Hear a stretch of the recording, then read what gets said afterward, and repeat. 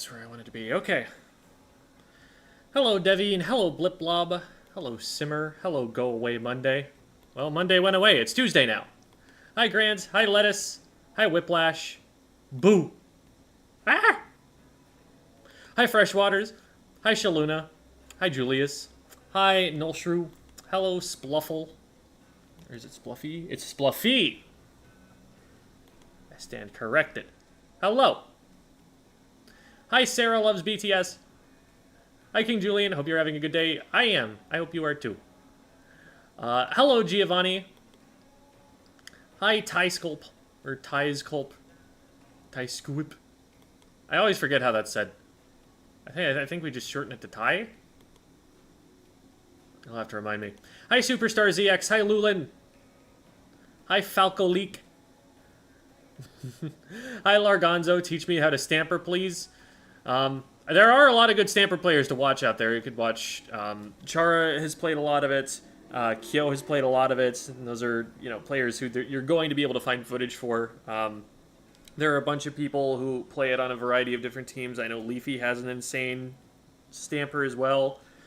So lots of people to look to figure that out. There's also, shoot, I'm forgetting their name off the top of my head. I think it's like Norishio from Japan, who one-tricks it, and is an elite level player, like the topmost of top players. Hello, Dakota. Hello, oh god.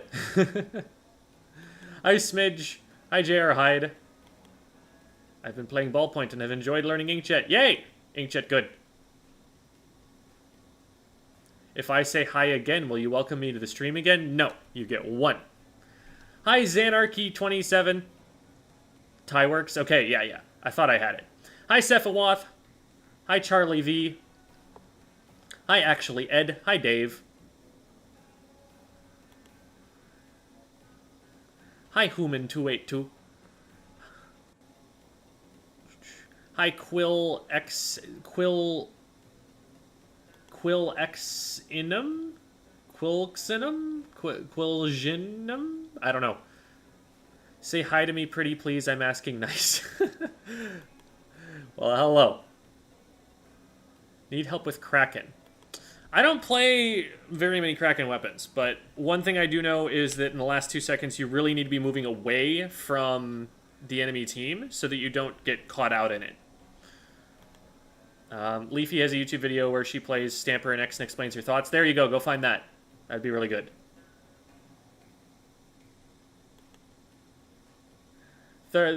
Sorry, Giovanni. 30 seconds is not a lot, but against the top team, there is no shame in only being able to stay in the game for 30 seconds. They are very, very good at this.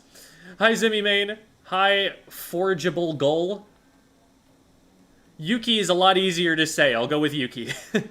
You'll have to remind me like 7 times, though, before I actually start remembering it. So sorry about that. Hi, Harubani. Hi, Gamertag Jack. Hi, Scott. Hi, Minx-a-lot. And hello, Jamie and PJ Gamer. I'm going to hop into our VC here with our VOD reviewees now. After turning their volume down so that they don't blow your eardrums out when they start talking. Boop. And boop. There, we've got Cherry, and we've got Dracunis now. Hello. Hello. I am going to make the lobby. I DM'd you both the information about it that you will... what? No. We are not resetting our rank. I DM'd you guys both the name of the lobby and the password, which we are not going to repeat out loud because we're on stream. Okay. In the meantime, here is a frog.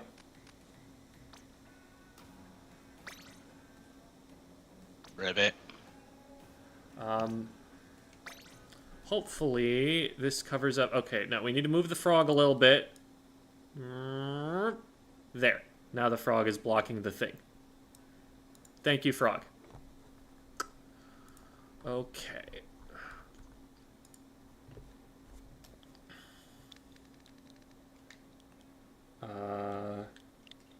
I'm not in the right language to type this in.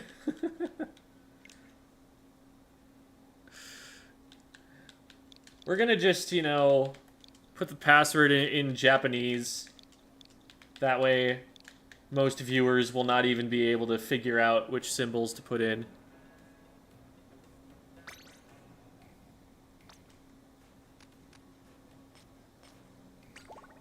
Okay, and now room is going up.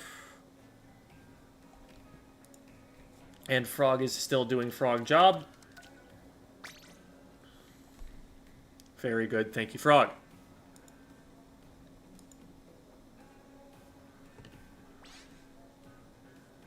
Alrighty. And I will DM Devi the password as well. So I know I saw her here. Yay, Devi. And I will get off Hydra. Yeah, I was about to say.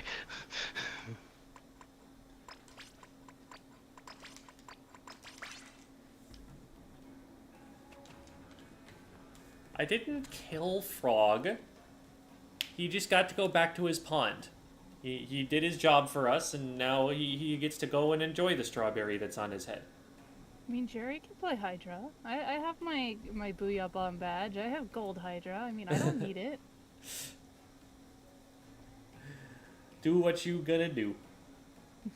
Oh, yeah, I'm less than 100 away from my Tri-Strike gold badge. Nice. Alright. Okay, good. Oh, no, that was Devi. Cherry, let me know if you need any help getting in. But room is up, and you have the information in the DM. Jack, are you still using that same replay code that you showed me a while back? I am. Okay. Why, you don't want me to? I can use a different one. I'm gonna foreshadow a little bit. I'm gonna... It's a good badge.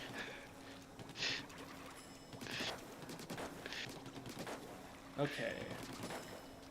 Yeah, this looks good. We can run it. What are we? Rainmaker? Yeah, this will work. Yeah. Let's do it. All right.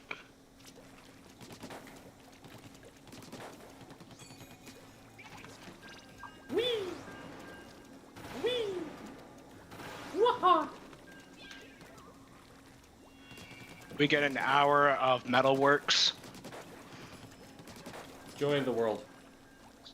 It's everybody's favorite. Yep.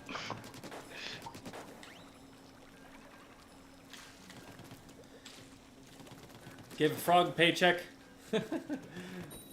Unfortunately, there's not that much money, and also the Frog doesn't know what to do with the money. Gem,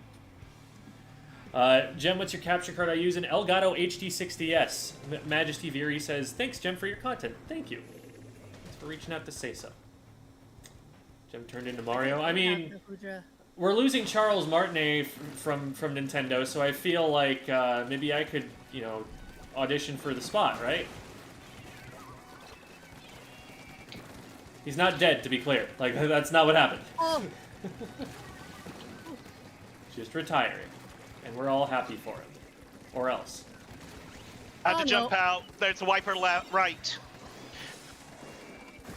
How did you not go down? Nice. Oh, there's... Hello. They're marked. They're not marked. How did that not hit him? Behind the Rainmaker.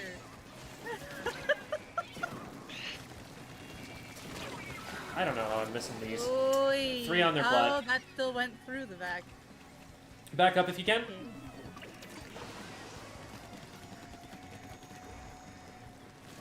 I'm dead, but I had I had soda. On pedestal, there's one more. There's a wiper trying to go behind us. And who drove over there? They're Thank down. you. Hydra on left truck. I'm gonna see if I can get a zoop for them. Oh, they Zoom. popped an ink jet. Got I'm about the ink jet Hydra. back. Nice. There's a hammer. Okay. Got him. I traded though. We Nice got the stop. Debbie, coming to you. What is? Oh, I you're can. jumping. I'll pick up. gonna bring it over the top of right. Like the Wiper inkjet. left. Watch out for the Hydra top left. Got two. Nice. I'm going in with the Don't vac. worry, Wipers behind us. Just go. Yep, they're gonna be on me. Hammer coming. Got him.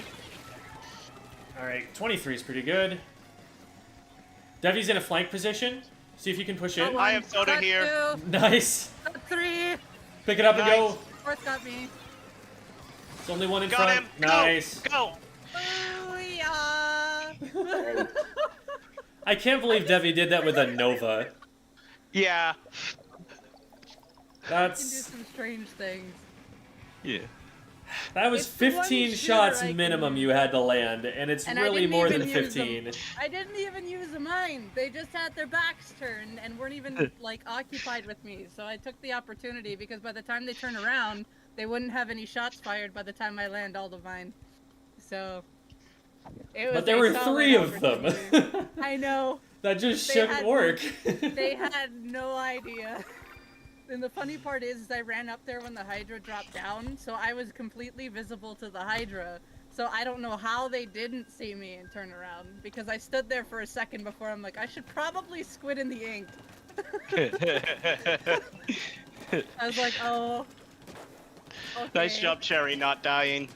Yes. Thank you, thank you. Yeah, well played, everybody.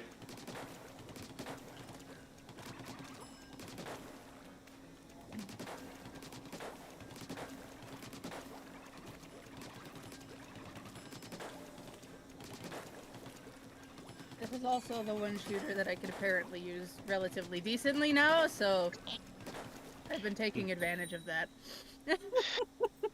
You're hyping up my video even more. Ah, yes. Yes. Oh, jeez. How many hours do I have in Splat 3? It's difficult to say because I've had the game open for a very long time without playing it. Like, when I'm editing, I'll just have the game open next to me while I'm while I'm like doing the job, and that way, if I need to collect more footage, I have it open right away next to me. So the number that I have is very large, but it's not representative of how much I've actually played the game. The stamper on the right. Oh! They got me. They're behind the shield here on the box. He jumped out. I'm just gonna pick it up and run it the other way because the stamper's not in my way. Yeah. We're they got there. occupying it. Oh, were we going right? Shoot, I went left. Yeah. No. Yeah. Stamper sees me, they're coming Watch out, after me. they're on left stack. Ah, I missed the... Got the stamper. They're all on left. Yep. 3 on me, got 1. Nice. There's a jump to Pipe off, Rainmaker got shield. one. Okay, nice. Pop. 1 on right stack still. Soda. Stamper. One on the rail. He's got his special, watch it. Rotating to right. He's zipping. He's zipping. Got him. On the top left, too. Got it. I couldn't get him. Oh, I got. Good try, good try. Just you, Debbie. Okay. Yeah, nice job. I'm going for another cooler quickly. I stalled it as much as I could. It's okay.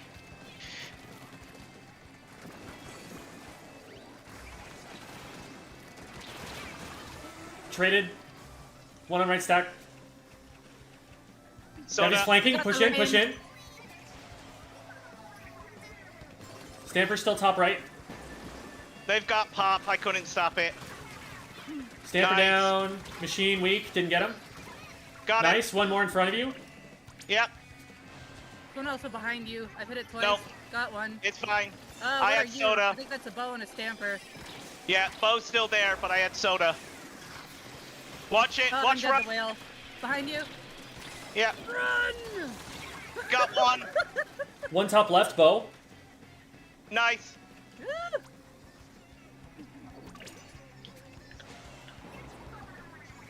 Almost had Bo. Bo's weak. There you go, there you go, go, go, go. Oh, no. Nice. Good try, good try. I attempted. One of us just jumped.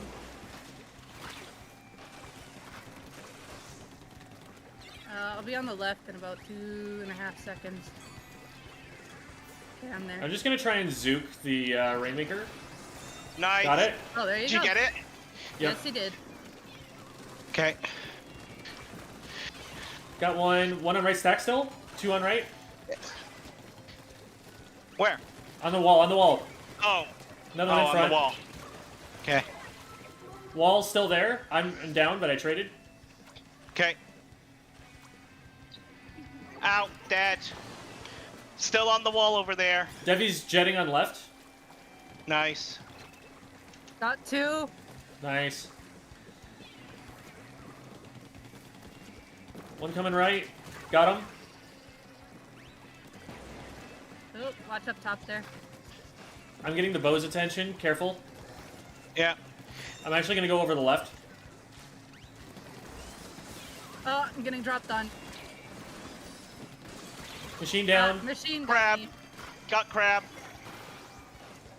Watch out, There's there's one one coming up. behind Rain there, Nice. though. Nice Nice cherry. Top left. Yeah, it's bow. Got him. One in front, pushing them. Nice. Oh, there's a machine above here. We've got them. Oh, Stamper. Where? Behind the rain. Hmm. I got him.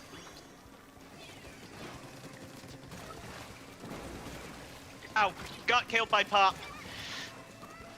Oh, that did not pick it up. Man, I probably could have gotten KO there if I'd actually grabbed the Rainmaker.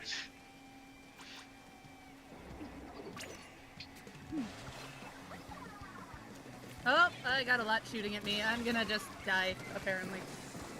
Alright. Okay, they're up top left with the rain. They're kind of stuck there. Yeah, I tried pushing in, but I'm down. Machine coming out Alright, right. I've got soda in mid. Okay, there is a Stamper on the left. Rain's pretty Dang it. vulnerable, so I'm just Yeah, gonna... I'm flanking Rain. Dang it, I'm over here. Bow There down. we go. Hi, Rain. Oh, that's a shot. Machine got me. We're 2 down. They're jumping into right. Nope. Okay, I'm down, but I took one.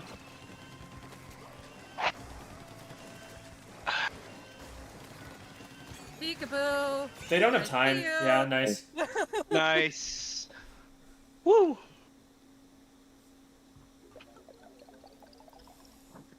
Hi there, Wolfie. And hi, Fernando.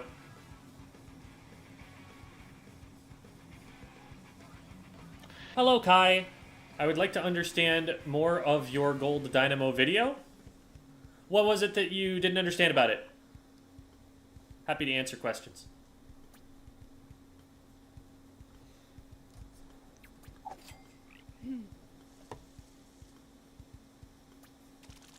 I don't get how I got record score setter. I didn't really touch the Rainmaker very much.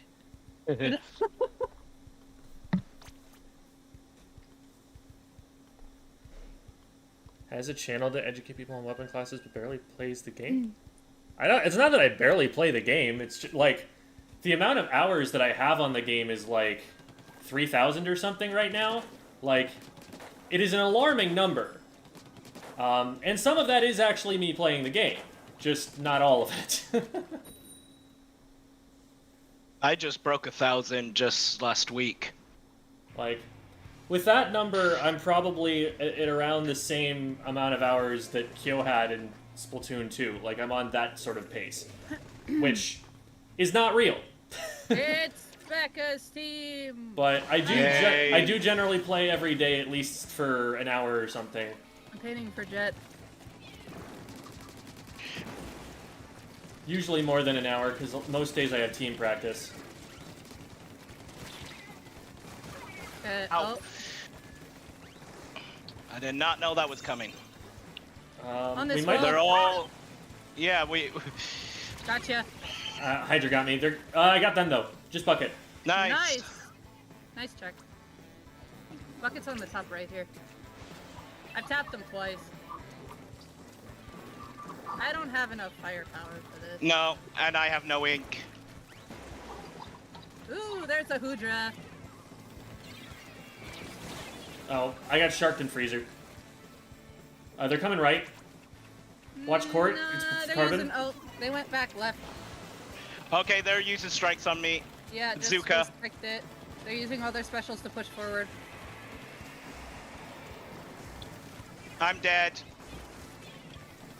They're going right. They're rotating right, yeah.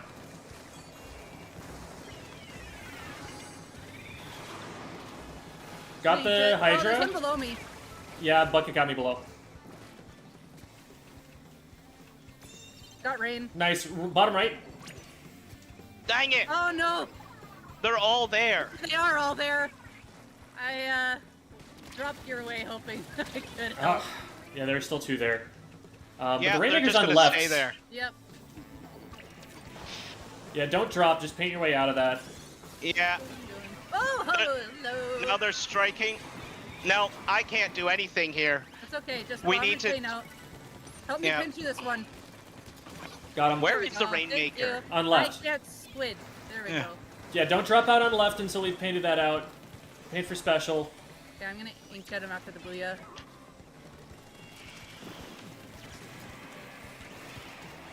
What? Bucket in Okay. freezer. Nice. The Hydra got me. They're gonna go right now. They're coolered as well. Yep.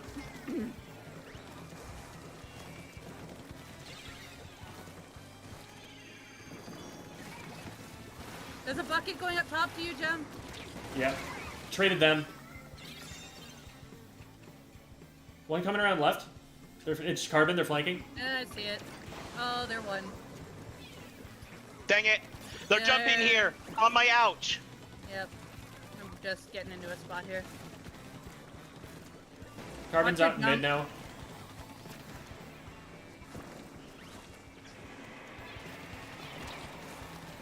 Nice. Okay, Hydra's on this they're right top here. corner. Yeah, here. Get that high. I think Hydra. Carbon went over the top. There we go. Yeah. Oh, ouch. Yeah, Carbon's by me. Bucket left Oh, stack. they dropped. Carbon's sharking on this corner somewhere, maybe? I don't trust it. Yep, there they are. On the low right wing. Bucket Right, Hydra's down. on top, second. They have coolers, so just play Yeah. safe. Carbon bottom left. Yeah, Got him. nice. You're That's on the right a cooler on kill me. though. Bucket bottom mid. On left. Come on. Hydra's behind him. That was Okay, such a they're good ink putting fact. together. Thank you so much. It really was. Yeah. Zach got me in mid.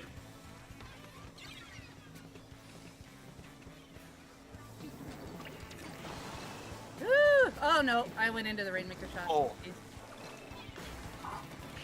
There's one already on the snipe. Oh, okay.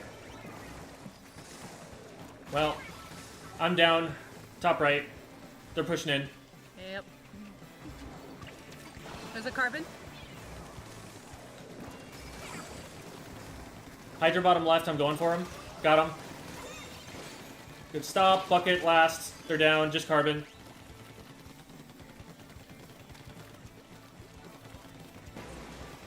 I don't know where they are, so Did we get them earlier? Are they respawning? I have no idea. That's why I said I don't know. Bucket bottom left. They're cornered. Do we have it? Got him? Oh, I found Carbon, right wing. On Under my way. snipe now.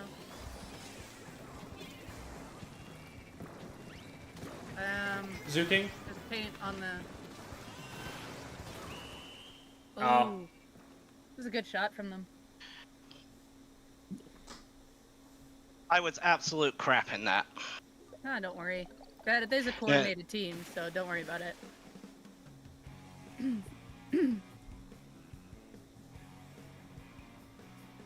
Yep. Becca's probably streaming right now too. Mm-hmm. Can confirm. Yeah, but I think I died 13 times, which is a no for me. Yeah, 11 times, and only got 2 coolers out and only killed 3. That is completely the worst thing I have ever done. Oh, don't worry. I have been there. Yeah, don't beat yourself up.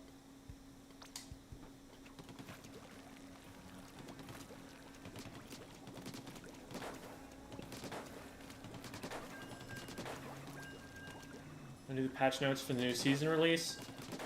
I forget when they always go out. That's something where I'm just like, oh hey, people are talking about it on Twitter. I'll go find them now.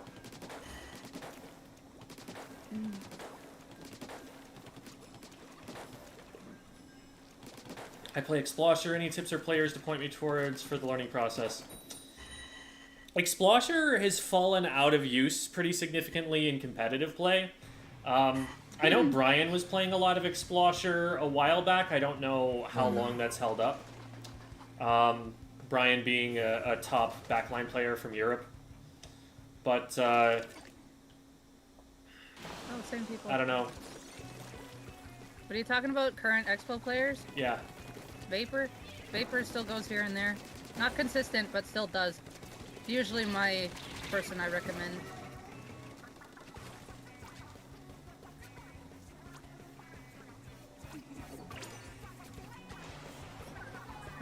Where are you, Jerry? You're right there. Hi, Jerry. Hi. I have inkjet. I'm gonna use it now. I'm right. Oh, Carbon on Carbon? bottom right. I'm in their freezer. Oh, Hydra got me. There's a. You can get the Hydra. Hydra down. There you go. There's one behind you. Behind you. Yep. Got one. Another one on me. One on the top. I'm down to Zap and Carbon there. There's a Booyah gonna be there. Wolfie, hit exclamation mark builds in the chat. Presuming the command works. If it doesn't work, then someone else can probably help you out with that. Oh, hello. But I just recommend Mark people the use zap. sendodating/builds. I don't think you're gonna find a right better stack, resource. Right stack wall. Right stack I know. wall. Jerry, be careful. There's several. Okay, you're the only one up there. Got one. Okay, I'm on top of it. Oh, there's 3 here. Never mind. The bucket and the Carbon out there. Got one. Oh, Bucket's yo, bottom Jerry. right. No, Cherry! Let's go. Cherry!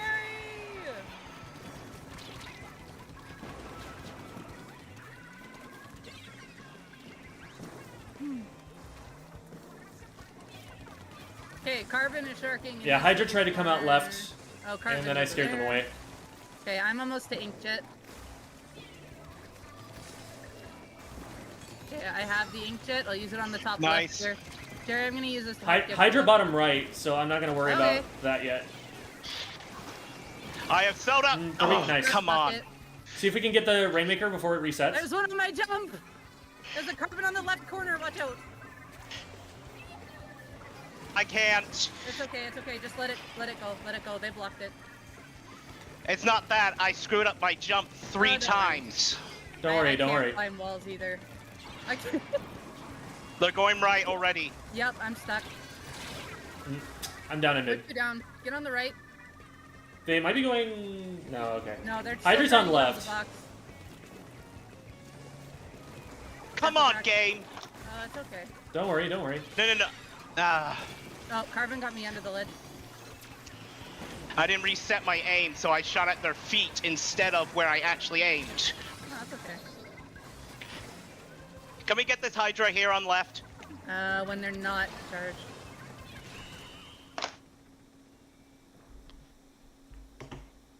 Don't beat yourself up. No need to get upset about how you're playing or anything.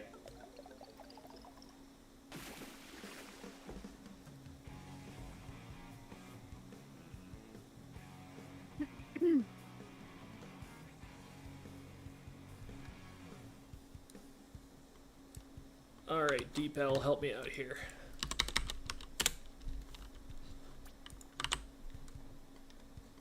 Hello, I'm from Japan, and I'm wondering if the North American side believes this. I saw a video where the Japanese... okay, basically asking if North American players believe that, like, Japanese players are invincible. I think that's heavily exaggerated, first of all.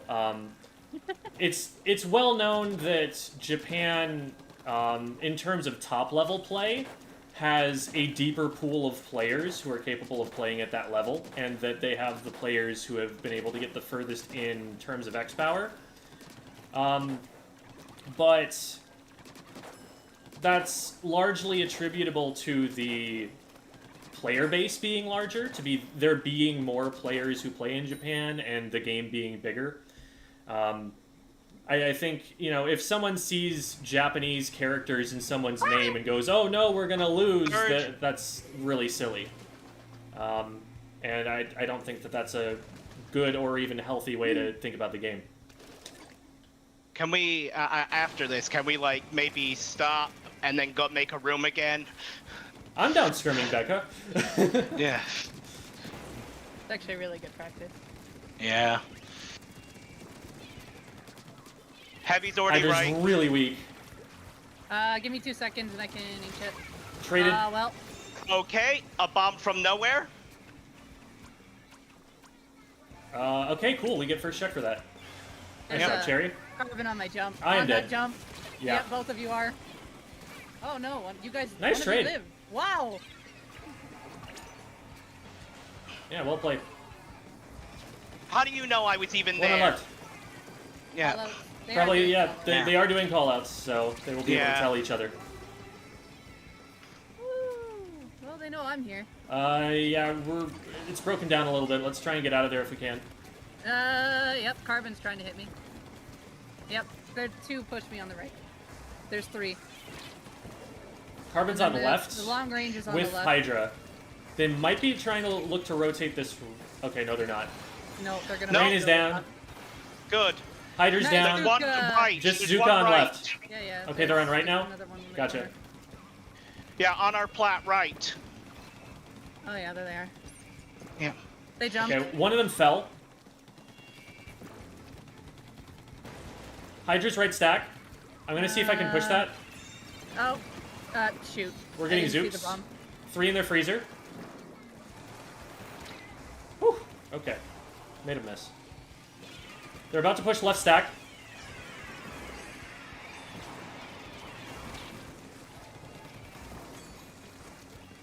Zuka ready. One pushing right, one pushing right. They're There's weak. a couple. There's a lot. Nice shot.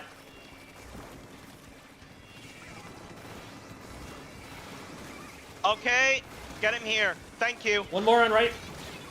Okay, I'm down to bomb, Nice. but we're... Oh. Oh, shoot. We That's ran what I out thought of or I something. have no time. idea where it was. Oh, that's what killed me. Yeah.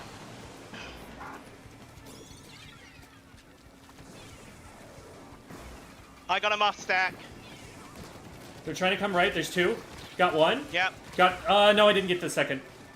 There's a Rainmaker as well. Slosher's freezer.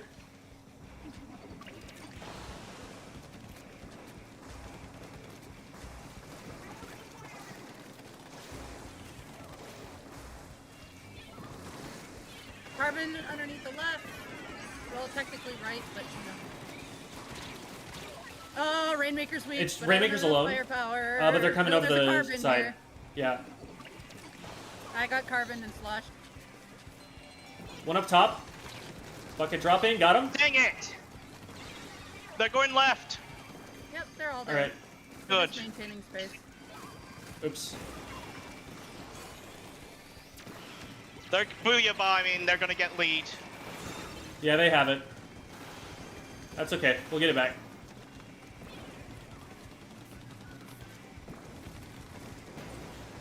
I've got it. Got one.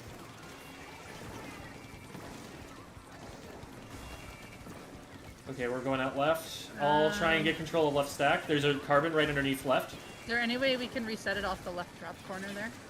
You want me to I'm die? dead. Yes, because then it's not in Okay. our main area. All right. I'll wait until you Hydra's top respawn. mid. All right, I'm dead. That's okay.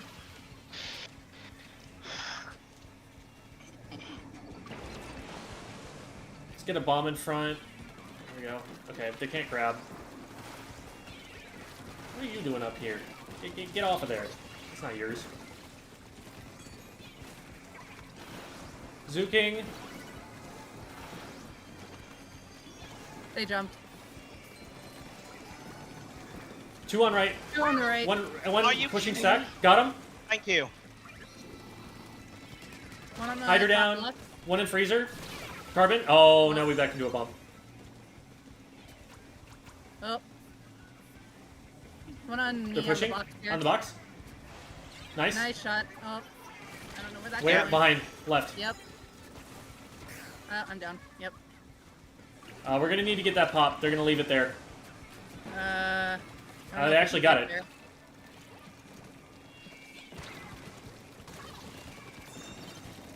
Stay alive, stay alive, stay alive. Yeah, I tried, but there was a heavy Hydra. Good try. It was a close one.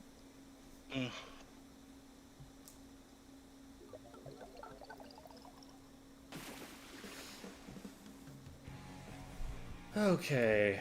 There's another message to translate.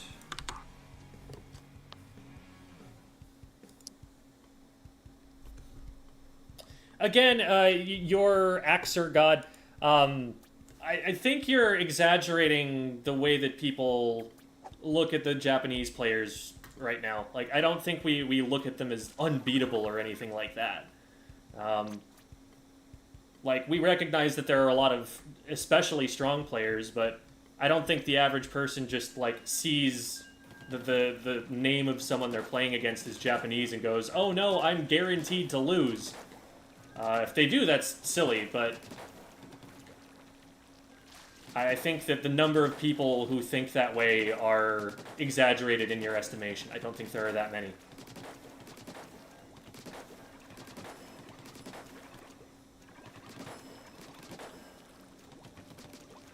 Like that call out, stay alive. It's an important one. Also, hi Esper. Esper's one of my teammates on Team Future Sight. Hi, Esper. You got a team now? Yep. That's a little Oh. Sigma is next to my name. It's an eyeball. I also realized that for our scheduled scrim on Thursday, we might get interrupted by maintenance. Oh, wonderful. So, we might not end up having that scrim until after Riptide. Also, thank you Oh. for the membership, Andre. It's the same team with the Stamper and the Bow again. We've played Oh. 2 teams. There is nobody playing open. Okay. I've got to get back from the shield here. They're gonna pop. Yeah, and they've got 2 beacons on right. I got double dappled. I got one of them though.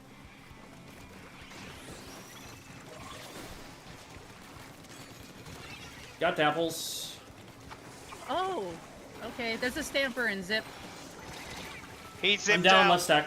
I'm down. Just left Cherry? stack. Careful, Terry. Cherry's got rain. There's several by right side. Trying to help Cherry, but I can't hit. Oh boy. Well, I got one. Oh, there's one more on the low right where Cherry died. Rain is weak. Okay. Thought I got him. We've still got this guy. They're pushing. They're And pushing. they're going behind right. Uh-huh.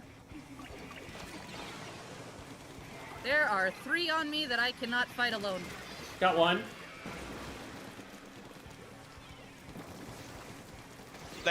Yeah, we need to grabbing, get over nice. here. Got 2. I don't know where the rest are. I've got it. I have Zuka looking for a target. Right Oh, I stack. found one. Bottom right on me. Yeah. I hit it twice. There's also another one pinching it, which I'm really weak right now. Yeah, that dualies is that was a good shot. And I'm dead. Yeah, he's lagging Stamper a little weak. bit. Got a bow looking at me. I'm getting pushed on left. Dapples. Good job, Cherry. Got Nice one. pick. Whee!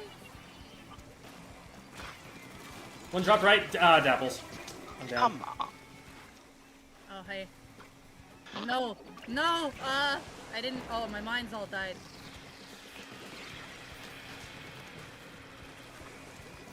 Okay, Dapples should be dead. He's been hit 4 times.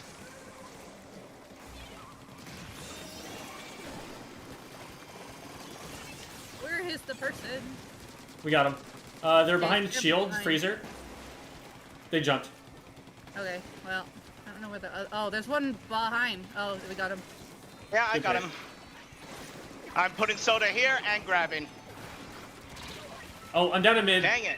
I got sharked. They're pushing left stack. Thank Good you. shot.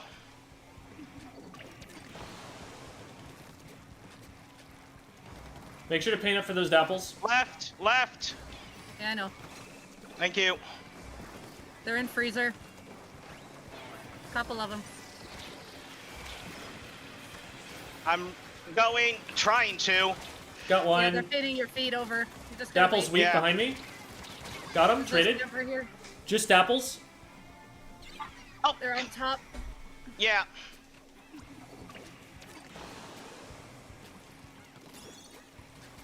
I got them. Okay, nice. I can inkjet over this. Take it easy here. They're going to be in defensive positions. Yeah. One in mid. And they're already up there. Dapples on me. Got Behind one. mine. Got him. Nice. We need a grab. Yeah, I tried to There's push a in front of dapples it. There. Uh, I got one. all right. Get that one in freezer. Oop. There's one here on my jump. Okay, Yep. they're all there on that Yeah, jump. They are all there. Yeah. I'm stuck in Freezer was safe for them, I think. Just cherry. Oh, that's bull. Let's not use that language on stream, please. Sorry.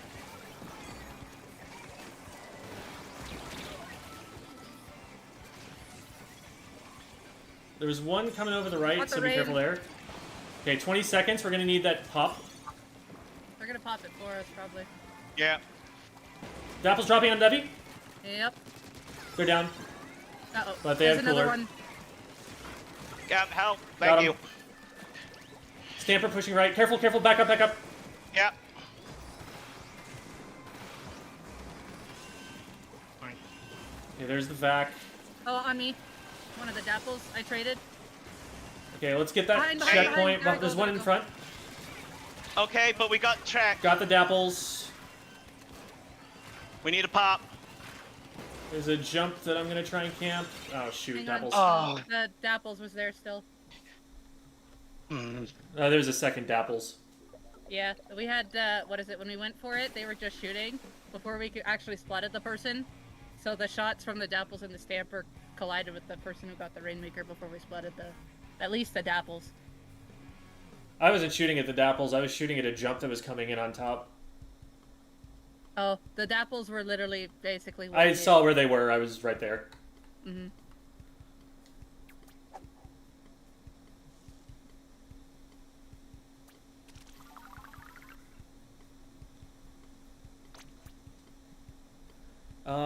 Dakota asks, any tips on not getting tilted? One of the things that I think is really important that I haven't talked about a lot before, I might make a video about this, is your self-talk. That is, what are the things that you are saying either in your head or out loud to yourself? It's something that you really want to monitor carefully, because it's something that, like, people build a lot of habits around. It's like, if you're talking to yourself and there's nobody else around, right, like, you're going to be a lot less careful about what you say, because it's like, well, I mean, nobody's going to hear me if I'm cursing or something like that. But the negativity from it can definitely rub off if you're not more aware of it. So think about, like, just the words that are being said or thought, and whether you, with your conscious mind, actually agree with those. So that's one thing. Another is, it's really helpful to know how you tilt. Like, to have the self-knowledge to know, like, these are the things that are going to set me off. For me, for example, it's, if I do well, and then I get, like, 2 splats or something for, cleanly, and then I look up at the top of the screen to check numbers advantage and realize that my teammates have died, and so we still don't have an advantage, and we can't use the good play that I made. That's something that gets me into teammate blaming mode. So that's something that I have to avoid. Other people tilt very differently, though. Like, I, for example, tilt by externalizing. We can keep going, by the way. Yeah. I tilt by externalizing, by blaming other people. Some people will tilt by blaming themselves and really getting down on themselves and losing their confidence. And both of those are bad, because blaming other people means that you're not going to learn from what you're doing or take responsibility for what you're doing wrong. But blaming yourself too harshly means that you're just going to be so nervous that you can't possibly perform at your highest level anyway. And that's only going to reinforce how you're tilting, because you're going to see how much you're kind of self-destructing and be like, oh no, I'm ruining everything. And you're going to kind of catastrophize. So neither of those are really healthy. You need to kind of have a healthy balance, a healthy analysis. And so it's being able to be stoic and control your emotions. It's being able to recognize the self-talk that gives it away, and being able to recognize any other triggers that tend to lead you in that direction. Jem, where do you want to go? I can go right stack. There's a carbon on me on the left here first. Okay, I got leader. I'm behind him. down. Carbon got me right. I know that was Yeah, the they- Sultana. Are you Never mind. seriously grabbing that when you know that I'm right there? Carbon trying to run. Not pursuing though, because that's why. One maybe through right. Hey, watch it, Soda behind Zuking. you. I've got it. Blobber. Got away with murder there. And then I got Watch your him left. Well, left is Carbon. Oh, there's also a wiper. Nice job. Can I move up? No, we got one here. Right. Sultana in mid. They're pinned. Nice, They're down. thank you. I'm going left. Leader and Blob on right. Pushing leader. Leader weak. Thank you. Thank you. Thank you. Watch it behind. I'm trying to save you. They got you. Got Carbon. Hey, watch the blob to your right. Watch it. E-leader left. Yeah. They got me. I got Yeah. blob. Just leader and Blob carbon. got me. Nice. Nice. Grab it, Cherry. Carbon's gonna I've be got ahead. ya. Oh, dang it. Oh, behind us. I guess I was wrong. Got him. I traded. Oh, the blob! Yeah. These guys are 36 isn't bad. sharkers. We need to We can watch it. We can definitely Yeah. hold from here. So they don't have that much pushing power. We just need to not go down to the Sultana and the Carbon. They were both on left stack. I could pinch it if someone wants to go with me. No, there's I'm three gonna in the zook middle. the leader. Watch Oh, it, hammer, carbon hammer. with me. Okay. There's... Okay, cool. They're just majority on the right. Got Jen, him. you're looking alone. You're okay. It's Leader's just here. E-leader. Just Got E-leader. him. Nice. That's full wipe. Blob is on top right. On Watch the it, rail. yeah. Ooh, they are putting a lot at me. Two on the left. Carbon's one. I'm in their walls. Carbon is still on the left here on Rain. I can't hit Yeah. them. They're going in our alley. I'm keeping the leader back. I'm trying Brett, to just look for go another way in. Got him. Brett, you don't go back with it. Okay. Sorry. I got two, though. Okay. Jem, we might need you to pinch back around here. All right. No, it's... Alright. Just... Yep, there's one on the left here. Left stack. Got And... him. One freezer. Got him. Yep. We can let that reset. Oh, Wiper got me wait, left did it. box. In freezer. Nice. I got him. Alright, I'm moving up. E-leader right. Yeah, See if we can push up with left Brett. with Debbie. Help! Help! No, because they waited for me to get on that stack. Alright, there's one behind right stack. Oh, I missed the leader. Viper got me on the check. I'm once more in their walls. I see that. I'm gonna jump to it and Got one. back roll. There's one above you. It's leader.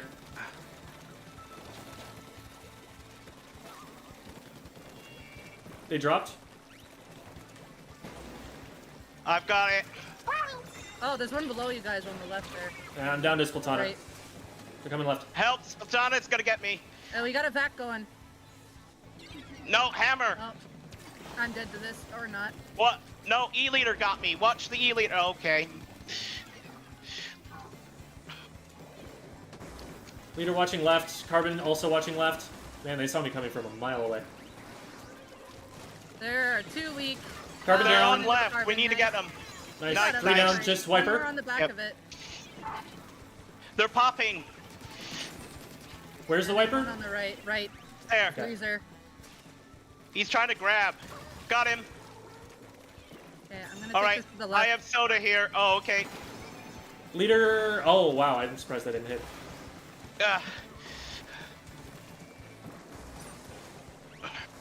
We can Nice. just stall. We don't actually have to push.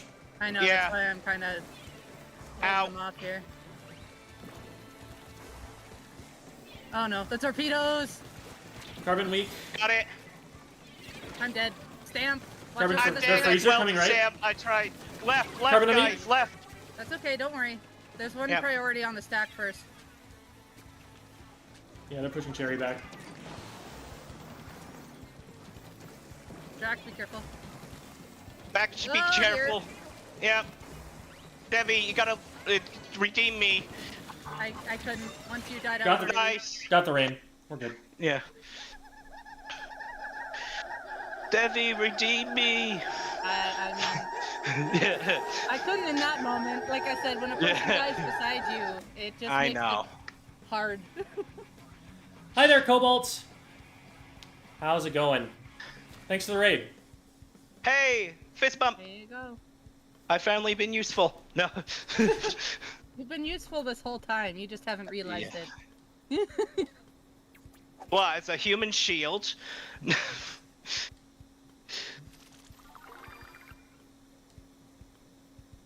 All right. One more, and then we'll move on to the VOD reviews. That sounds good. Cherry, do you want to go first? Not particularly. Okay, that's fine. I can go first.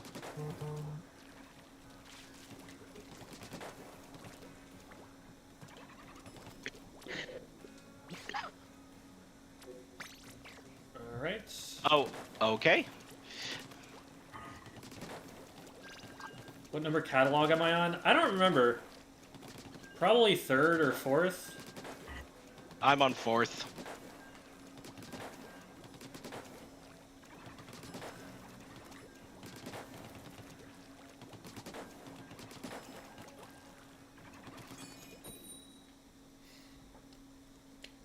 Hello, Bradimy?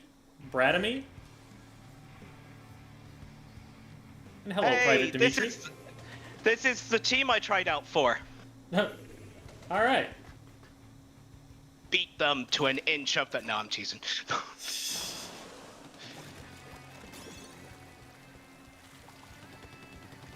Okay, where's leader?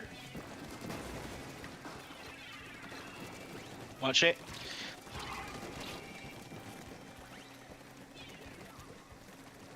Watch that bucket. Okay. Yeah, bucket's got me. I'm pushing the leader. Nice. Watch Leader it all traded. stack. There's one in freezer. 2v2. One left, one left. Careful there. You might want to back up. 2v1. Yeah. I couldn't jump out. They're looking to go left. Got one with the Nah. bomb. They're coming They're right. going right.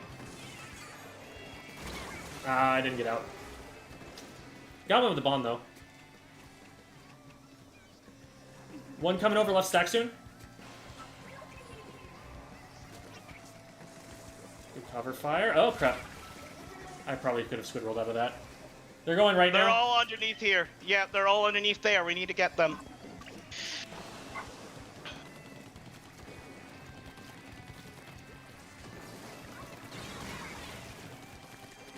All right, they're two down. Sorry, I had a phone call. Oh, good. Bucket under right. I'm pushing them. Got him. Nice. Let's wipe. Let's move up. Soda's I'm gonna out be here. up on the left. I'll pinch on the One on right. rail. It's S-Blast.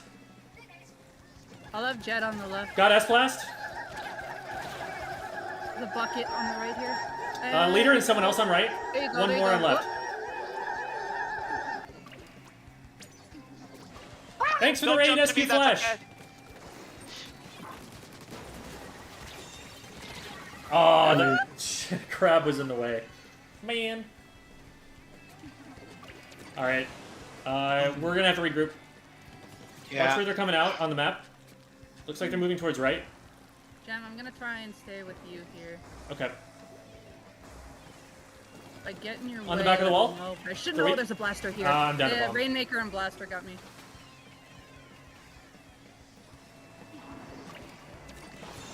Got Rainmaker. Good trade. Skaboop's on there, but the bucket's on there. You watch it. Still match. Ooh. I'll have jet in about 3 seconds. I need a little more. Oh. Soda. Zuking. Oh, I shot the ceiling with that. Bucket's here and there in mid. Yep, there's also a leader shooting at me. Bucket weak. I'm down to everything on the left.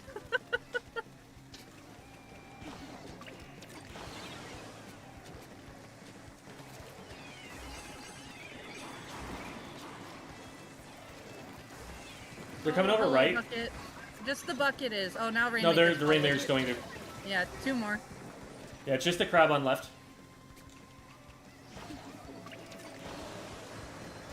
They flanked in from left. Okay, Yep, there Yeah. was 2 on you. I couldn't get there in time, sorry. they're all there, so we I need got to one of clear them. that out. Yep, I just gotta play patient. One over the top. I'm down. Got Nice, range. Inkjet. I'm down. Okay, stay alive. Okay, no, because I got directed. Good stop. We're jumping. Oh, hello, blaster. All right, there we go. Okay, try and One in freezer. They're on our left yeah, stack just already. Let the Rainmaker reset. Make sure we have left covered. Yeah, they're contesting it, but we've got it for now. Okay, I've got Got right side 2. painted. Nice. Leader I in have freezer. Inkjet. Oh, there's one on the right! They're down. Leader got away. Don't know where they are. One on rail. Can we Probably go left? positioning for the left. Be careful. Oh, there's a bucket. Yeah, they got me. They got We're me. 2 down on right. Go follow the vac. Yeah. 30 seconds. We Alright. got to regroup. Which way, Jerry? I'm in mid. They're just One on gonna right hold stack. it there. They're just gonna keep us away. I have a jet. Oh no, there's a bomb. I'm down to blaster. There's another one in mid. Careful, we're split. Yeah. All right, 8 seconds. We got to go for it. We're all kind of dead. Yeah. Yeah.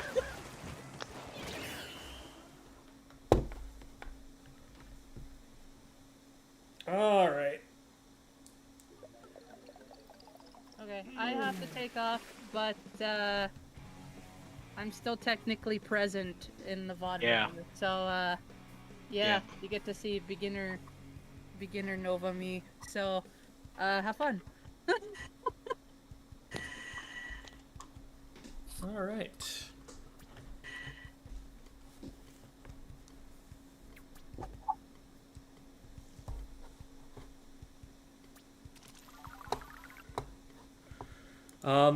So is this a replay code that you've got, Drac? Yeah.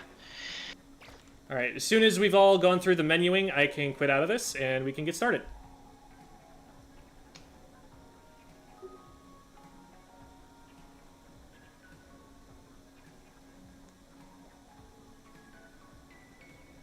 I need everyone to select their options from the results screen so I can get off this screen. There we go. Thank you.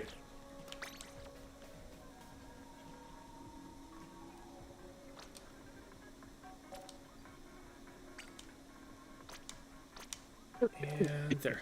All right.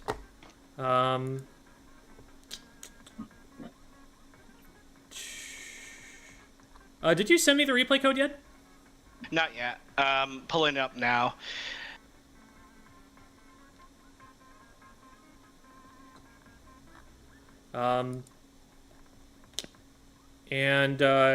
Cherry, also, do you have a replay code or a link to a match that you'd like us to go over?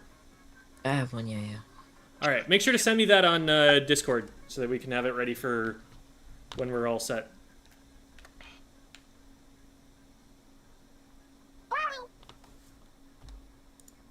Awesome, thank you. That should be Oh. correct. Now, if excuse me for a second, I'm gonna have to leave the call and then rejoin because I have to switch to my computer. Okay. In the meantime, I'll grab cherries as well, so we have that ready to go.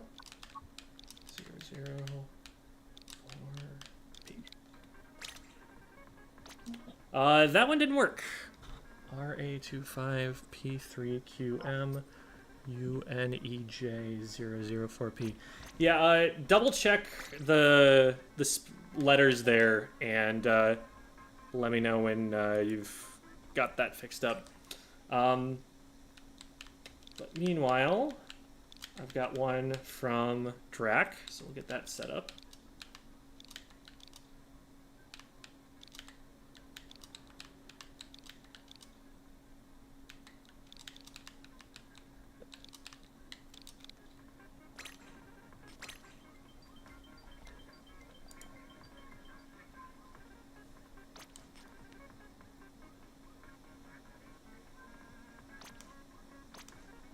Oh, whoops. There we go. All right.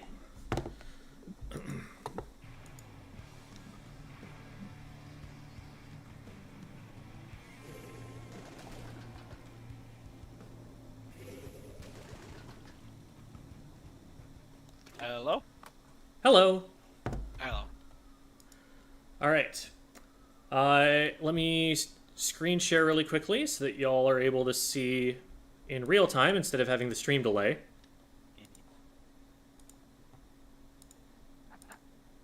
All right, should be available now, so click onto that, and we're going to get started. Okay, so first of all, we're playing... You said this is an open? Yes, this is an open. Gotcha. Do you have, are you on a call with your teammates here? No. Okay. This is just random matches, which ironically, I ran into Devi 3 times this night. And Gotcha. This is the one that I won, so it's the one that I know. No. All right. The important one. No. This is actually the best one out of the 3. Okay. Yeah. Looking at the comps, one thing that is really advantageous to you guys is that their team has double backline. So it's going to be a lot harder for them to push forward. There's going to be a lot more pressure on specifically Devi and their T-Tech to get something going on the front lines.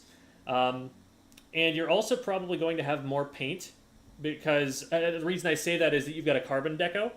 And so to support that carbon, you're going to want to paint the map as much as you can and give them as many places they can shark as they can get.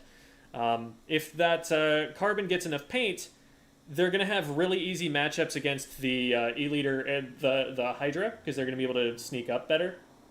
And once it gets on top of those, there's just nothing that those weapons are going to be able to do.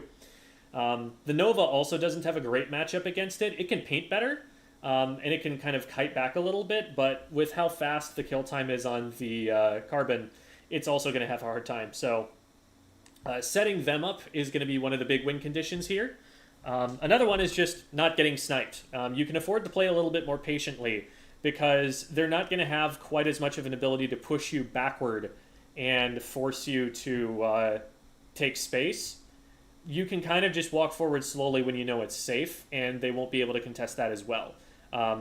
If you're getting sniped repeatedly, though, that's their win condition. If you rush in too fast and don't have the paint to work with, and the E-Leader sees you coming, you're probably going to get splatted.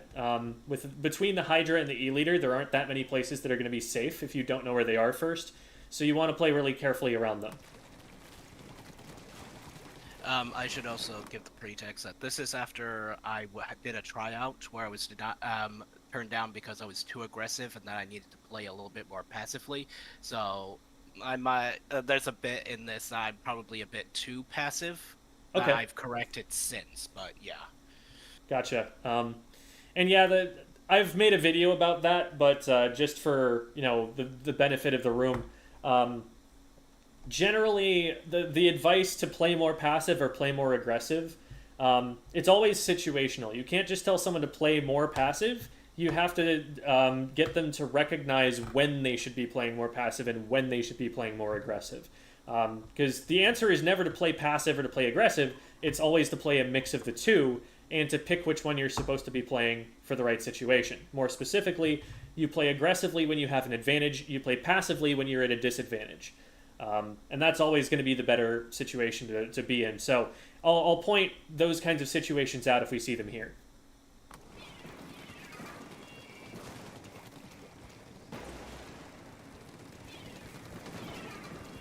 All right. So we've got two players back here on the right-hand side, and we've been standing in this spot and throwing bombs from the same spot for a while.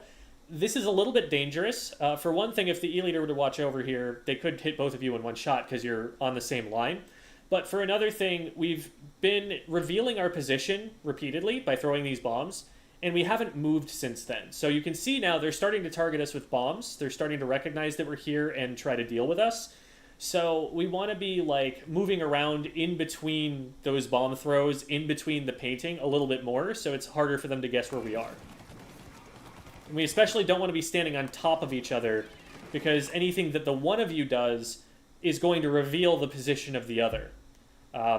So if the carbon is trying to shark there, what you might want to do is swing around to the far right and start painting that up and get special that way, and maybe then you can push through mid. Or you might want to kind of paint up a little bit more on the left and give your teammates here some escape routes. But you don't want to stand in the same place as somebody else, and you don't want to stay in the same place even if you're by yourself for too long. Good job focusing that down. Leader gets a pick, though, unfortunately. And again, we're standing right on top of another player. And now we move over to the right, which I like. Nice pick on the Inkjet. Way to not fire shots until you knew they were going to hit. Now we're going to need to get out of there pretty quick. Unfortunate that someone happened to be watching. But good patience going for the Rainmaker at any rate. Or for the Inkjet at any rate. Unfortunately, teammates go down here, and so they're going to be able to get through to checkpoint. Yeah, not too much you can do to help them in that position, except for maybe prevent the Rainmaker from popping on them. But they managed to win the fight, which is awesome. Now we see where this player is. I like the patience. We wait until we see them, and then we go in for the attacks. Great job cutting off all of those angles. That ends up in one player going down. What I probably would have done with that bomb is put it around the piece of cover on the right, and that way they would have been flushed out into the open. If they retreat, that's fine. We're cool with them retreating because that means our Rainmaker gets to move forward. What we really don't want is for them to be able to rush forward at us. We do manage to get them for that, which is good. Some good patience. Nice, okay. I like that you're getting up there in front of the Rainmaker. That's important to do, to make sure that they're protected. Went back maybe a little farther, but we'll make it work. Get that player there. Get some ink, get healed. From here, we probably want to stay sharking for a little bit longer to find someone to reveal themselves. With the player moving up on the right, we probably don't need to put a bomb on the left. Maybe there's someone there. If there is someone there, though, they're just going to see that we're here and attack us from there. And now we're getting attacked from two angles. Probably better to pre-fire the player who's coming up on the right since we already know that they're there. And if we drop over to the right, we can cut off anybody who might be sharking on the left from being able to attack us for a little bit longer. That bomb that you threw on the left, you probably did that with the intent of stopping someone on the left from rushing you if there was someone there. But if there is someone there and you just drop off to the right, they're not going to have an angle on you, and the Rainmaker is going to be able to protect you. So probably better to just drop right and take the 1v1 while this player can't see you. Because now that you've revealed yourself by throwing the bomb left, the player on the right is starting to shoot at you. I thought when Devi dropped there, I thought since we were going left that they would go left, so I was throwing a bomb there as sort of a trap, and then was surprised when Devi actually went left. Well, right, you know, and everything, and my shots weren't on. The reason that I say that I know she's going right is just because I was looking at it.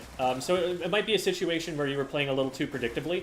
Because like right here, based on where she lands, she can't actually swim to that side right away. And we also see the splashes right here continuing to move in this direction.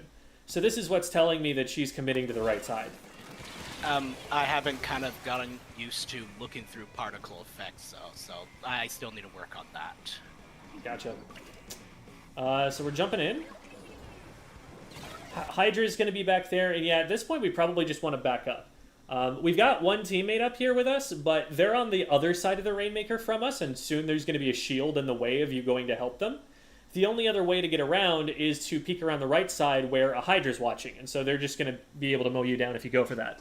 So best option here is probably to use the paint that you've got to your back right and retreat. They do get one more. Okay, nice. Oh, okay. I like the idea to take the fight. The aim might not have been there, but the fight was a good one to take. As soon as you get Devi, you would have been able to drop over to the right-hand side and use that for cover against the leader and the Hydra over here. So, if you win that one, which you definitely had the opportunity to win it, it's just a matter of hitting the shots, I think that can work. This is a really aggressive idea, but it looks like they didn't see it coming, so it works out for you. One concern I would have there is that when you jump in like that, there's nobody that's actually in between the Rainmaker and your goal. So if they were to just pick it up and run it forward, they might have been able to create daylight and get away from you and just kind of go and... they don't have to dunk it, so they would have just been able to score off the right-hand side or something while you guys had to chase behind. So that's one possible concern there, but because they didn't go for that and you were able to interrupt it in time, this ends up working out. Well, I don't know if... to keep the Rainmaker in that corner. I didn't want it resetting because we would lose our progress at that point. I don't think there's so much progress that it's necessarily worth dying for, because what's probably going to happen now is they just pick it up and start being able to move it themselves. Unless we get a pick, which we did. We see a player there. Nice job trying to hit that. You're like aiming at that player, I'm also seeing that there are shots starting to come out from the Hydra on the left. And so as I'm starting to fire at them, I would want to be moving towards the wall in front of you, the ledge, so that the Hydra doesn't have a line of sight on you, and it's just the 1v1 instead of a 1v2. And it's not popped right now, so we're not going to be able to pick that up yet. It's going to take a while for us to get it popped too. Well, it looks like there's nobody getting in the way. I'm surprised that there was nobody there to stop that. But, hey, we get it, and we just get to run with it a little bit more. Definitely want a squid roll to try and dodge a charger shot there. Nice, I like this idea. I didn't quite see what... Okay, it was the leader, yeah. One idea, if you're not being chased from the right side, might be to make it look like you're about to walk around the corner and then stop short to see if you can get the E-leader to fire predictively. And then they waste their shot and you get a little bit more time to run forward with it. But, hey, we got lead.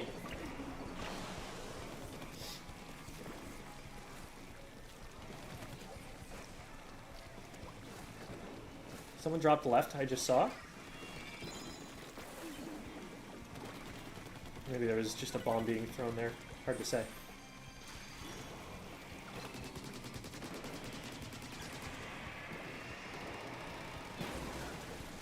Alright, so we get one with Pop.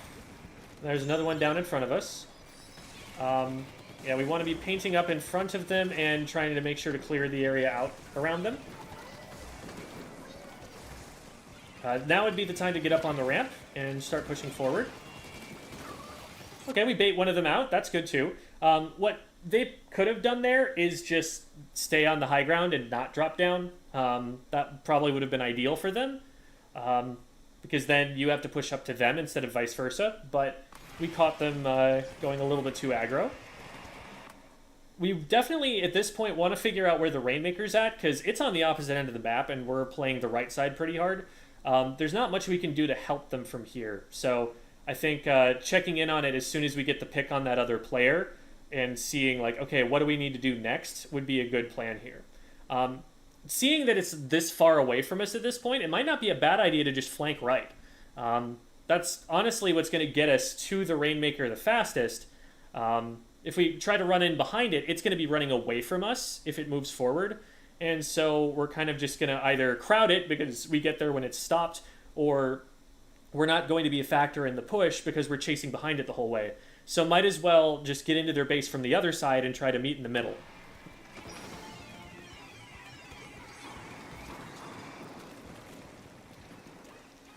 Nice. I like the bomb doing double duty there. If someone drops from trying to avoid the strikes, then they go down. But also, it paints the way so that you can get to the ramp quicker. This is a little bit risky. I don't like that your teammate is going with you on this, because now the Rainmaker is relatively undefended. I would rather the shot have gone left and you be the only one up here. So what we're going to want to do is get over to the Rainmaker as quickly as we can to try and protect it at this point. Nice, we got the one there. Just the Inkshets. Good picks.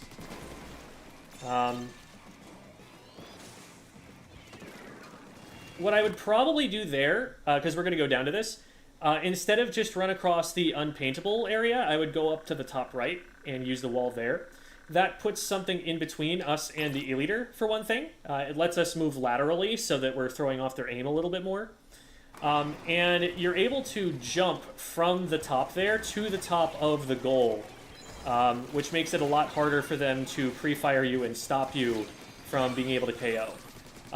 You know, this is a small optimization, which in the grand scheme of things isn't a huge deal.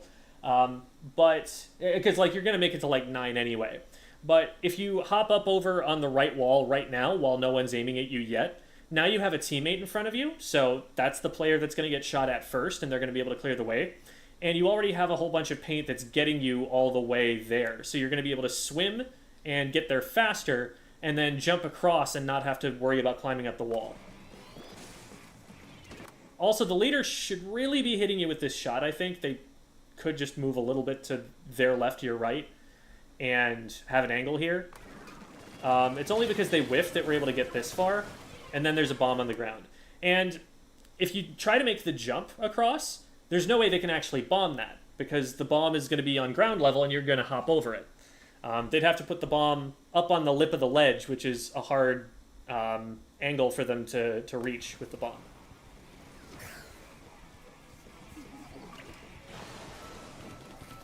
So, push to 9 is really good, especially with a minute left to go. And this is what I was saying before, that I'm being too aggressive. So at this point, I'm like, we got to 9. We just need to hold them for a minute.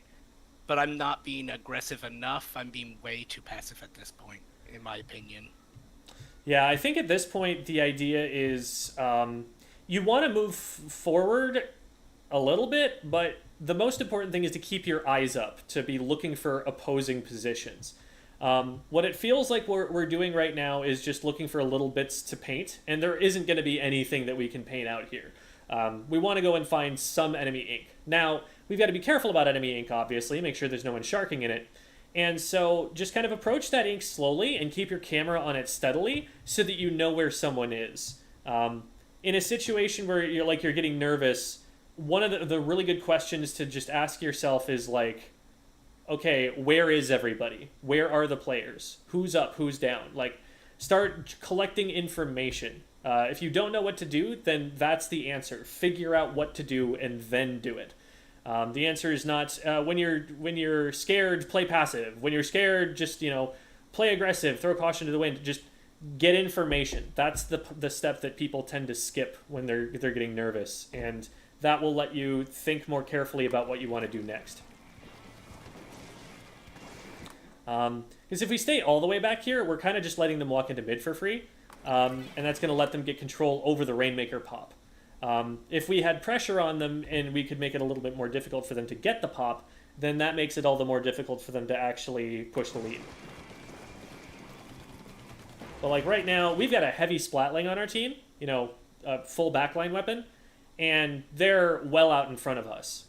In general, if you are the short-ranged weapon and your anchor is in front of you, that's a sign that you can probably move up pretty safely. Unless they've been feeding, unless they've been going in and playing very abnormally.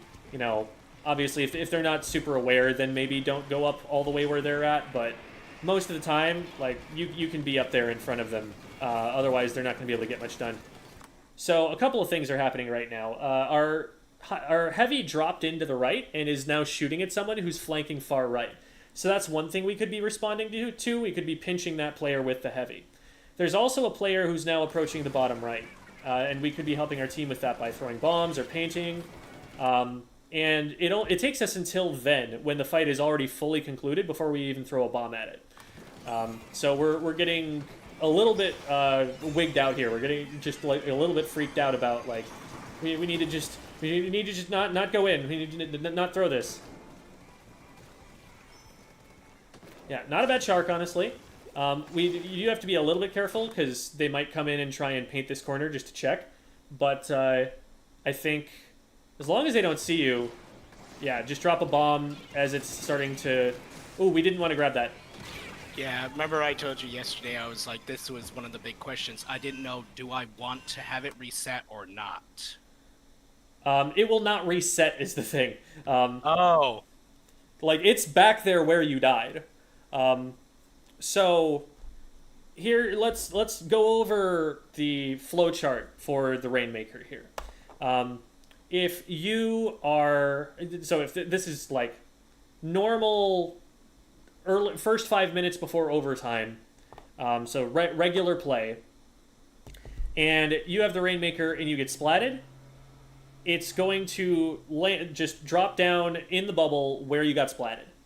If you fall off a ledge, it depends on where you are, where it will go. If you fall off and you're on the opposing side, it will just appear where you fell off from. If you fell off and you're on your side, it will reset to mid. Yeah, I was meaning that it was flashing, so it was about to reset, and I didn't know if I wanted it to just leave it alone and let it reset, or should we grab it? So that brings us to the overtime rules, because the overtime rules are going to be different. Oh, hey, it's Becca rating us. Welcome, Becca. I hope you enjoyed our scrim that we had earlier. There were 2 entire other teams in Anarchy Open, and you were one of them. GG's, y'all.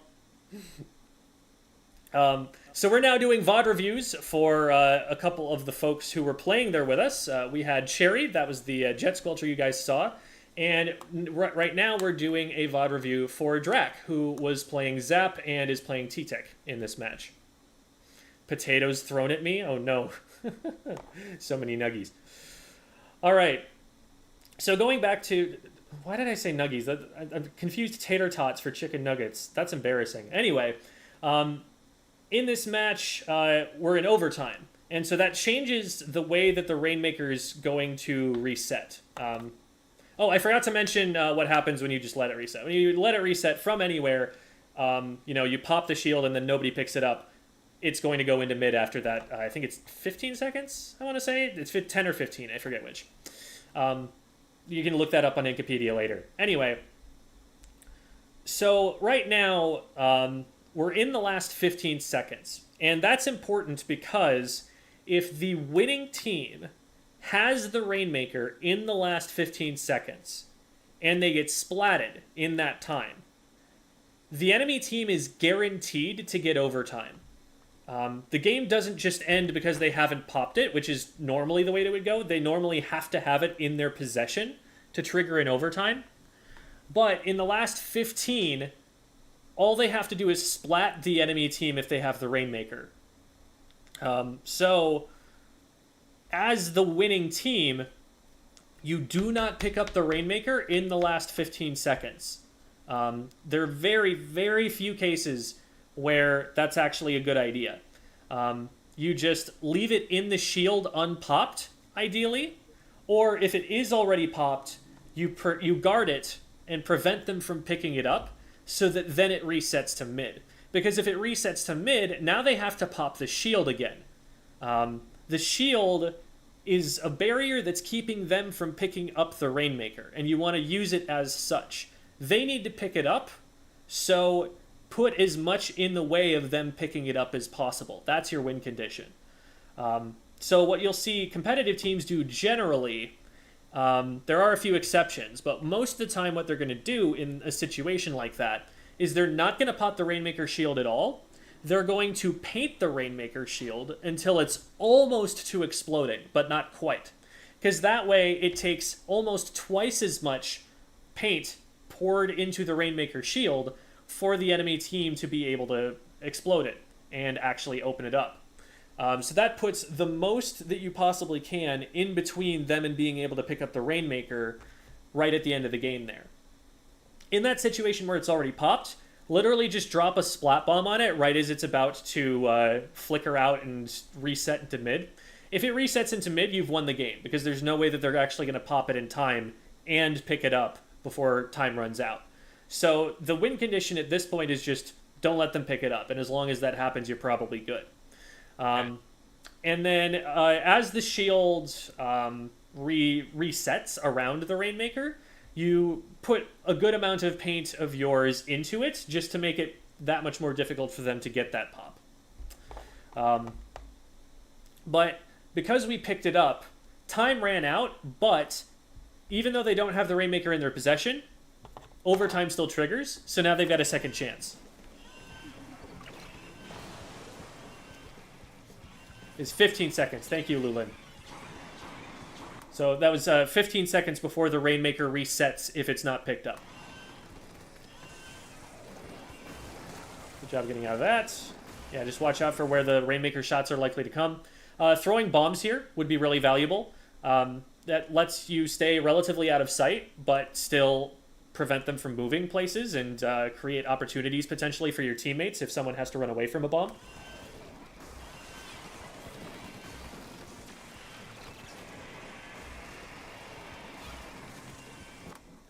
At this point, we're backing up so far that the enemy team can kind of just walk forward. Like, there is a range at which you can, like, be pretty far back but still throw bombs and get in their way. But we're actually so far back from right here that we can't even throw bombs and reach them with those.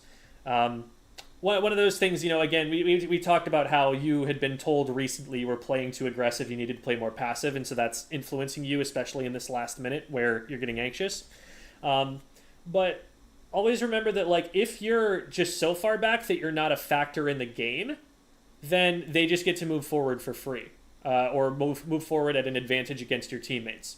So better to be far enough back to throw bombs, but not far enough back to get shot, than to be so far back that they just get to run at you.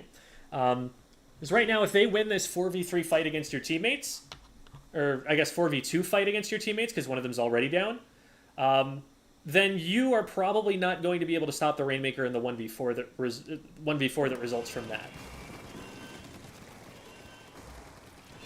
So again, I'd be getting bombs out. We do stop one, that's good. Ooh, and then Rainmaker shot gets us. Whoo! Clutch save from the Carbon there. So yeah, there we're kind of just giving up a little bit too much space. If that fight between you and the T-Tech happens further forward on the map, even if you get splatted, you can still make it back in and have an impact on the push before they're in range to score. By falling back that hard, you're basically removing opportunities that you could have to stop the push because you're letting them take space for free. So you've already, you know, talked about that. I'm not going to harp on that for too much longer. But that's I want to make it clear what the effect of playing too passively there is, so that you can weigh the risk-reward a little bit better and make a different consideration next time. Do you have any questions for me? If Jimmy cracks corn and nobody cares, why does he keep doing it? It's one of life's great mysteries. That one you're going to need a philosopher for. All right. No questions. Thanks. Well, thank you for agreeing to come on the show. And thank you also for the other lessons. For those who don't know, I also do lessons on Metafy. So if you're interested in checking that out, here's a shameless plug. You can find that in my links there. But appreciate the support. And now we're going to move on to talking to Cherry, who says that it's their birthday month on their Discord status. So everybody wish Cherry a happy, vaguely near birthday.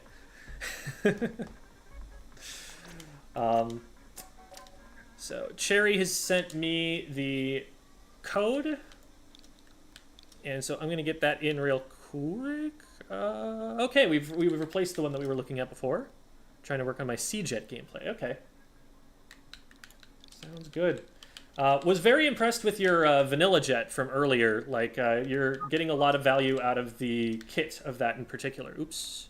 Pressed the B button. So, good work staying alive and still, having a significant impact when fights break out. Thank you. XX5.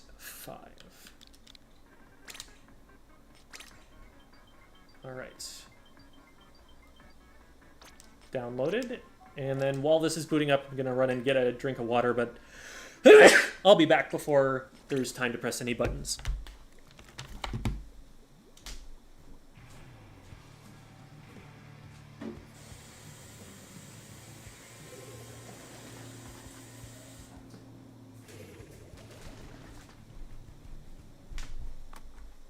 Perfect timing. All right.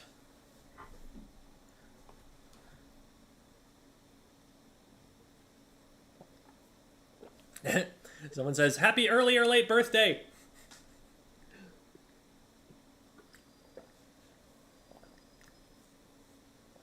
All right.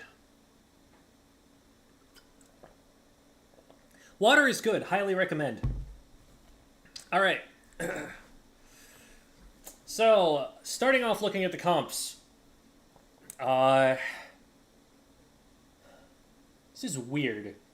I think the most weird thing about it is that we have Blob plus C-Jet. I'm assuming this is solo queue, right? No. Oh, the okay. Blob is my team captain. Interesting. Okay. I'm curious to see how this works out then. I guess we've got, because like, Stamper and Tetras are very aggressive, and it's never a bad thing to pair the Blob with the Tetras since they paint well for it, and they kind of do a little bit of chip, and they work well together. But I wouldn't think to put a Jet on that comp as well, so I'm curious to see how this works out. I can see, like, it's clicking into place, like, how this would work. But also, I'm just worried whether there's going to be enough forward pressure. Even though the Stamper and the Tetras can play really aggressively, if one of them goes down, they're kind of just one player against the world. So it's a very control-oriented comp. It's a comp where you're going to try and hold a lot of space. You're going to... Not a lot of space. You're going to try and hold your ground and let them run into you a lot. That's kind of what you're looking for with, like, multiple backlines that, like, you're not going to move up super quickly, so you're kind of waiting for them to push you. That said, it is also kind of a thing to put a Jet and an Explo together. Like, that was a thing in Splatoon 2. I could see it working. I want to see... do you want this to be more individual focused, or do you want me to zoom out and look at the overhead? You can do whatever you want. If I look at you, it's going to be more individualized. If I look at the overhead, it's going to be more about the team. I guess overhead. All right. Yeah, I kind of wanted to do the overhead because I was curious to see how this works out in practice. So they've got a relatively conventional comp. They've got the Zuka Double Crab, which is strong on specifically Undertow. It's definitely not nearly as much of a thing as it used to be with all of the crab counters that are in the meta right now. V-Slosh is really popular, and Tri-Strike's Shred Crab. Zuka's really popular because of Splatter Shot and Squeezer. And Ballpoint's in the meta right now, so Inkjets, like, there are a lot of meta weapons that specifically counter Crab, and a Crab often ends up facing down just a whole lot of pressure and isn't able to do too much. So, in a lot of places you're not going to see the Double Crab anymore, but this is one map where it still definitely works. Like, there was, even after a recent patch, I forget if it was most recent patch or the one before this, but Alliance Rogues was still willing to run triple splash on this map, just because of how many powerful positions there are for that special. So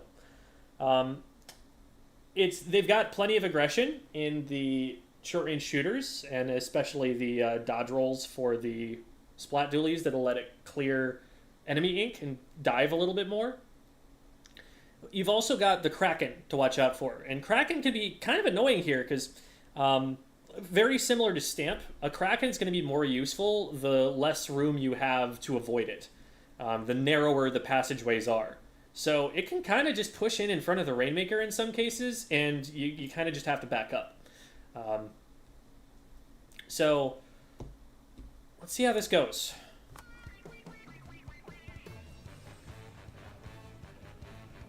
All right.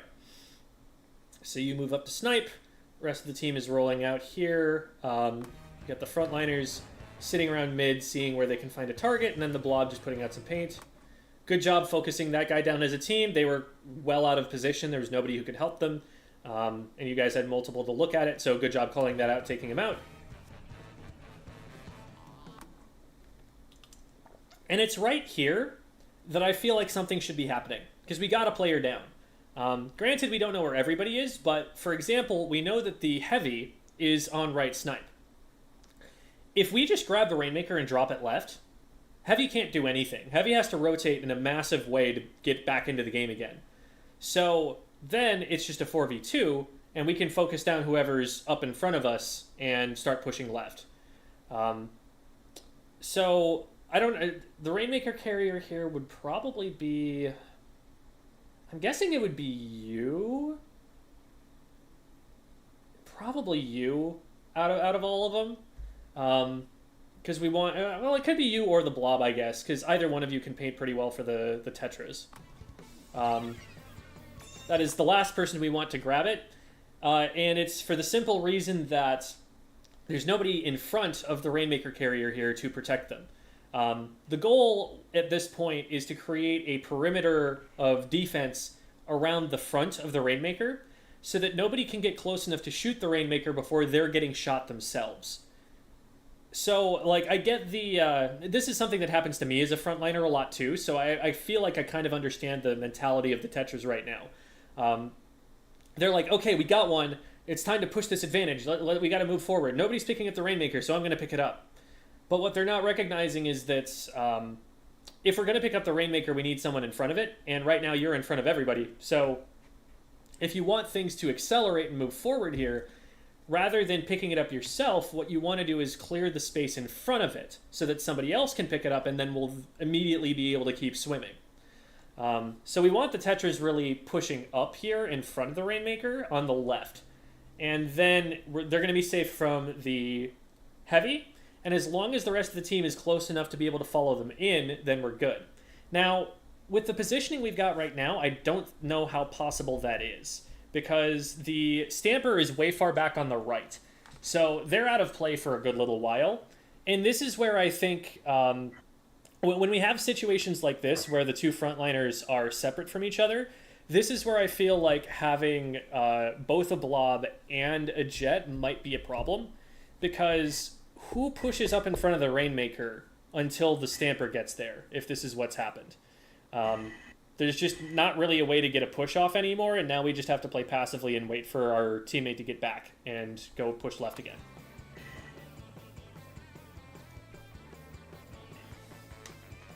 Whereas let's say their shot goes in and picks up the Rainmaker and goes down.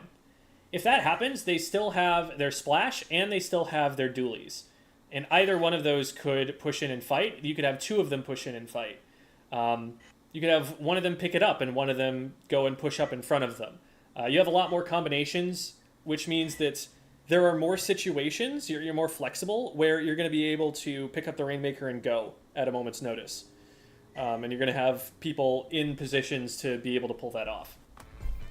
So, from here, there's not much more for you to do except stay alive and keep paint out. Good job dodging the Zukas there and just getting the heck away from that. You know that they're going to push in on left. You have really good intuition for like when someone's going to rush in off of that. Like, I don't know if you saw the dualies coming in, but you were very survivable, I noticed, when we were playing together. So good job like getting away from that. if you think there's going to be a threat there, it might be a good idea to call that out just to make sure your blob doesn't stay there and go down. But we did well to stay alive. And we actually win the short-range fight there. Like, that is something that a jet can do occasionally. Is usually best against opponents that can't see you, but you have the mobility, because you're a shooter, to be able to splat dash around. So as long as the time to kill isn't holding you back too much, no reason you can't just, like, splat someone at short range if you need to. A little bit of a scramble there, you know, not the situation you absolutely want to be in, but hey, like, if it works, it works. And now you should be able to turn the tides here between you and Koi and pinch in against these players who are trying to get the dunk. Alright, so you get the pick. You might have been able to get a better angle by going around the right side, but that would expose you more to mid, and you don't know if the heavy is going to shoot at you, so not a bad idea to just play it safe. They get checkpoint, which is unfortunate, but I mean, you figure they're probably going to get checkpoint eventually. I'm surprised you don't go for the heavy here. I would think at this point that the heavy's called out. If the heavy's not called out, then that's, I think, an error on your Stamper's part. Because, like, they're definitely engaged with the heavy over here. Like, there is a fight currently going on. And it seems like you might not be aware of that, because you're just shooting at mid, and the heavy gets to run away for free. But you end up getting another one, and the heavy doesn't interfere, fortunately. So, all's well that ends well. This is a little bit risky from you, because you are starting to pick a fight with the heavy, which does outrange you. Or, not outrange you, does out DPS you. Splats faster. So, yeah, push is just going to kind of fall apart here. I think he... Did you get one on your way out? I didn't notice. Let's see.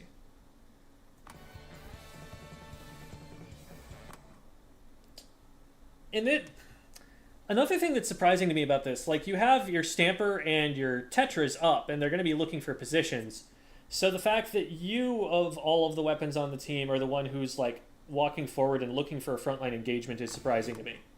I would think that you would want to, like, paint up this area on the right, let your Tetras in, and then have the Tetras get their attention and follow up on the Tetras going for the fight. That's the way that I would think that you would want to play this out. Get the paint down first, create an advantageous fight for your team, then maybe, you know, you have a rain to throw in to assist the Tetras as they go in, but it doesn't feel like it's your job on this comp to be breaking the enemy front lines. It feels like that's more the job of your Tetras and your Stamper, especially once the Stamper gets its Zipcaster, which it has right now. So maybe you thought you had a pick that was kind of well lined up and that was free and that you didn't have to worry so much about, but challenging the heavy, probably not going to work out there.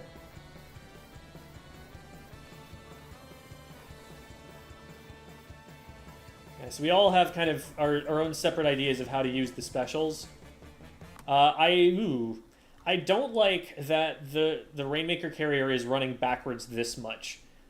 It would, in a lot of cases, be better for them to just die there than to run backwards over here. Because if they die back here, now the enemy team just scores points automatically for picking up. If anything, if they're going to run away, you want them to run over to the right so that they get around the wall there, and then they can start swimming forward again.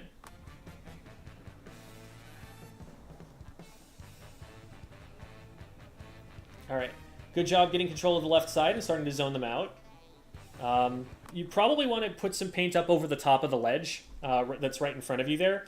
That way you know that there's nobody sharking. You've got it like fully cleared out, and they'll have to show themselves as they come towards you from pretty far away. You'll see that coming. Right now, it looks like we're setting up to push left. I would like the Rainmaker to be rotating over there a little bit sooner. Like, you've got your entire team pushing up here. If the Rainmaker lets them get any further forward in front of it, this splash is going to be able to just drop into mid and run after them without being stopped at all. They've got to start moving over there.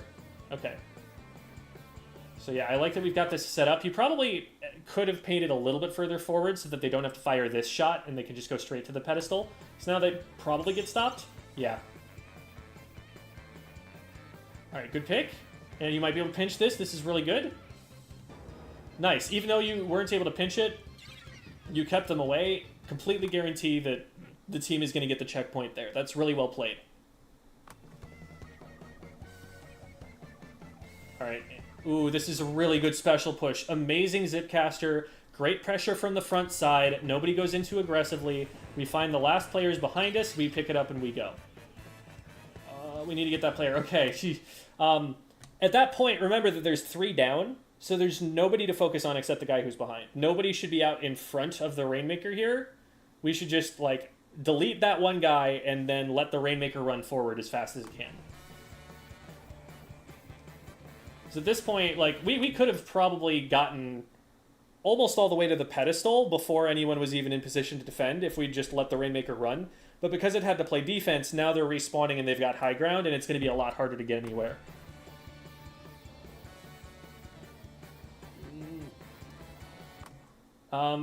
So right now, with only 2 players here, the Rainmaker needs to not be taking an angle that's, like, separate from the person who's in front of it. Granted, you're not, like, a frontline weapon, per se, but you are the closest that we've got to one right now, and you want to be in between the enemy team and the Rainmaker. Otherwise, it's just going to get rushed and stopped here. Okay, team just barely gets in time to save it on the right-hand side, and the push is still going, but it's definitely on life support, especially with the Kraken getting involved. This is probably it for the Rainmaker. I don't know about the this way. That's probably not where you want to go. Good job deciding not to jump into that. Yeah, everybody's gonna go down to that. But we got lead, so that's something. I think we could have gotten a much stronger lead than that, but we did manage to take it and get it pretty far in. Like, they're going to have to make a significant push to make it back from this. So, good job getting those shots off there. We probably don't want to linger too long because now everybody knows where we are. And, like, look at how much yellow ink is right there out in front of you. If you stay too close to that, it's really difficult to anticipate where an opponent is going to pop out and start shooting you from. They could be, like, right up in front of you. They could be pretty far out there. They could be any amount of distance to the right, any amount of distance to the left. You want to secure a little bit more of that paint around you so that you can't be approached as easily before you try to walk right up to it, especially as a weapon with a relatively slow kill time. Let me see what happens there. I might need to zoom in on you to see.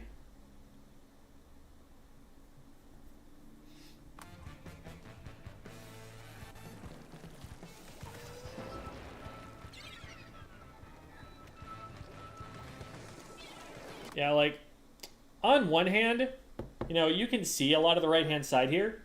On the other hand, if anyone's got Ninja Squid, they could definitely just get up right next to you to the right and be very difficult to see coming. So good job catching that. At this point, though, we don't want to stay here for too long because we don't have any cover, and we've just shown ourselves, and we've gotten called out by the enemy team. We're challenging the heavy there directly, actually. That's probably something you don't want to do. That's not a matchup that you're going to win if they are in range enough that they want to be firing at you.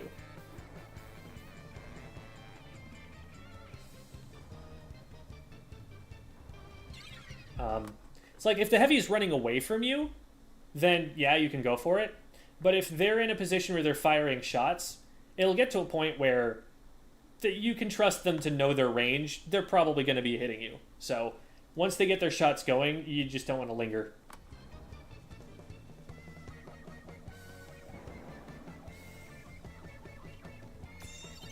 All right. This kind of scrappy fighting is okay because we have lead, and you have Tetris and Stamper, and that's kind of how they're going to play. They're going to go up, trade, and make sure that the enemy team can't move forward anywhere because they're always back before the enemy team is. There's another pick. Now, the space that they're earning right now is going to be more valuable to your team if you're filling it in.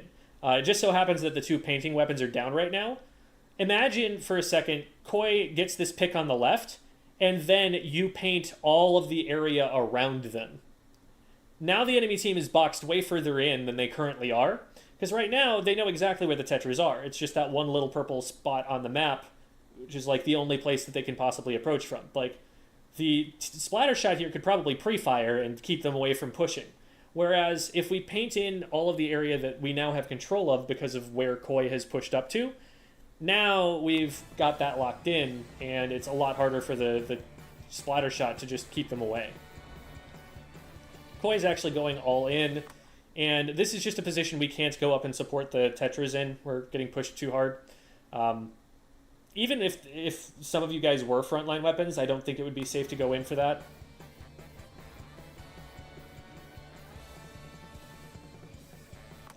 We get the trade there. I wouldn't opt in for a close range engagement against the splatter shot. Once I know that the shot is nearby, I would back up to the point where they can't get range on me.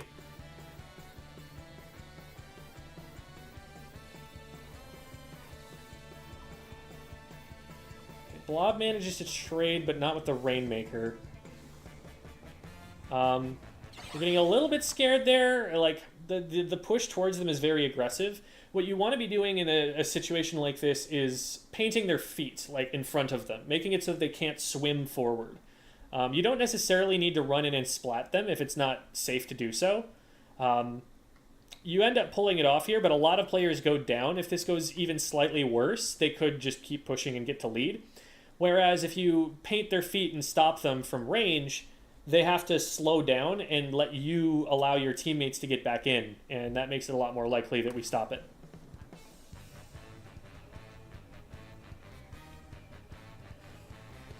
So, we probably want to reset this. We don't want to leave this close to lead here. And we're moving really slowly right now.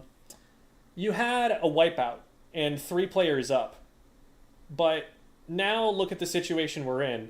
The enemy team is already back in mid, and none of us have gotten into mid at all. Something I talk about a lot is the time in between fights. You get a wipe. What happens between when you see the word wipeout on your screen and when the enemy team is back in play? That is something that is a major determining factor of the success of your team. How fast you're able to move in that time.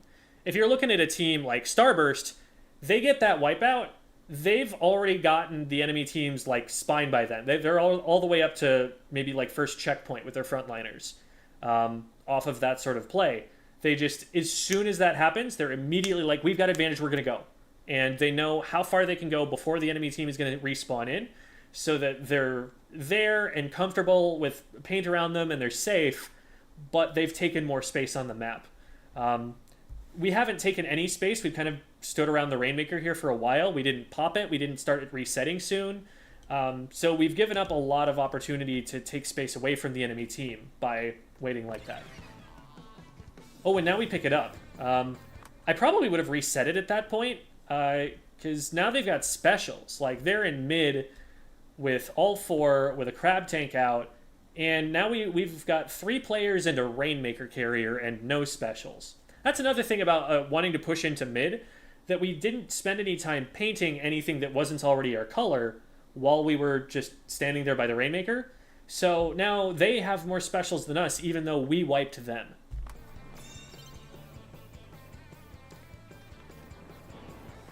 Ooh, and they're starting to get some momentum too. Those specials have paid off. They've gotten a couple picks. They're going to be able to force you out of the way. So this probably ends up in being a lead for them.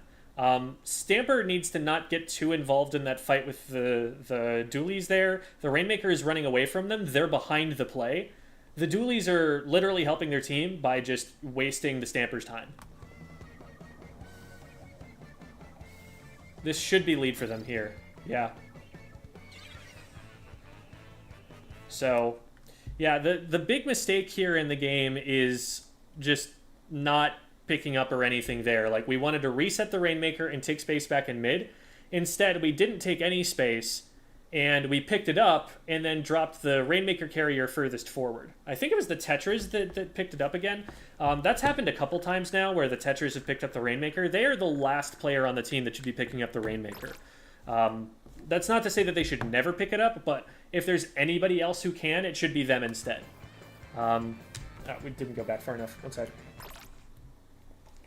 And that's a conversation you'll want to have with the team to establish, like, who is it that picks up, and like whether we're picking up or not. Yeah, it is the Tetris who goes and grabs it. We really don't want to be grabbing it right now. We get it back in mid for free if we just leave it there. There's no way the enemy team is able to pick it up as long as we pop it quickly so that they don't have time to reach that spot on the map and pick it up. We popped it slowly enough that if someone were to just beeline it and sneak in, like, if they've got a brush or something that's able to sneak through, I could see someone picking it up because we popped it so slowly. If we pop it immediately, though, no shot. There's just not enough time for them to be able to make it that far forward. And you guys are in their way, stopping them from getting that far anyway. So it would just reset, and then you would have it in mid while you have control of mid.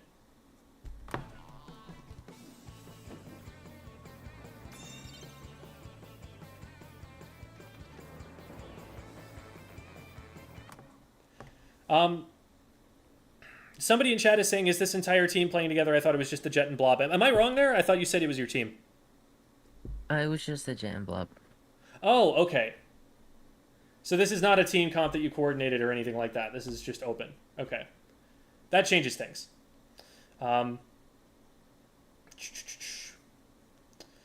So, yeah, big mistake on their part to pick up there, but there's not much you can do to control that. And you're just kind of trying to stay alive here.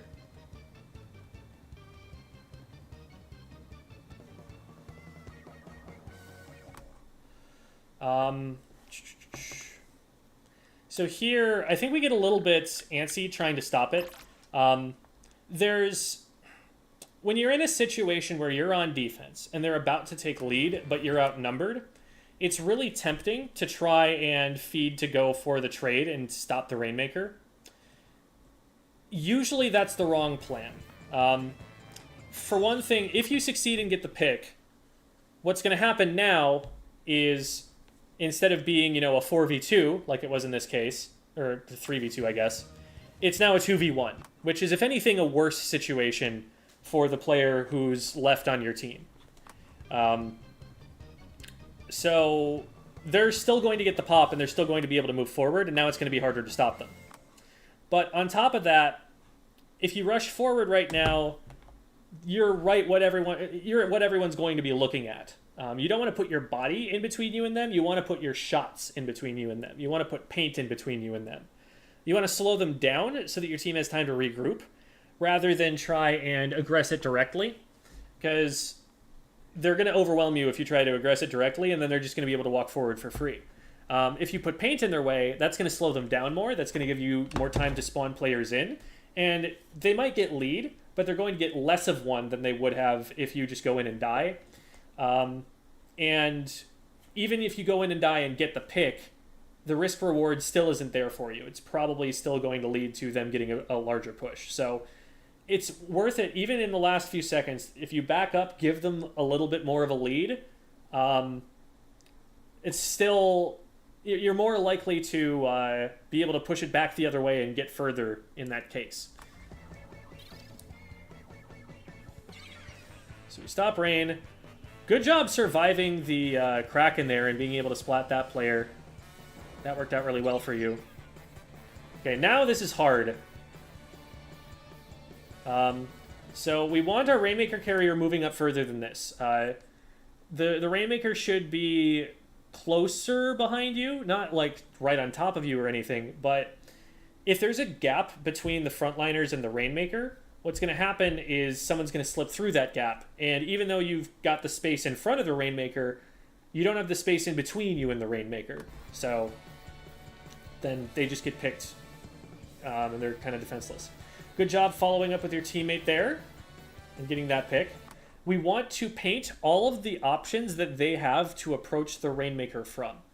So out in front of you to the left is good, but you also want to make sure that nobody can come over the top of mid or come over right. And there's clearly like an alleyway that's going on over there. Yeah. We end up like checking it, but we check it with our face instead of checking it with our shots. And so then we just get sharked, and now the splash can run at the Rainmaker. So, in general, it feels like you're playing frontline a lot on this comp.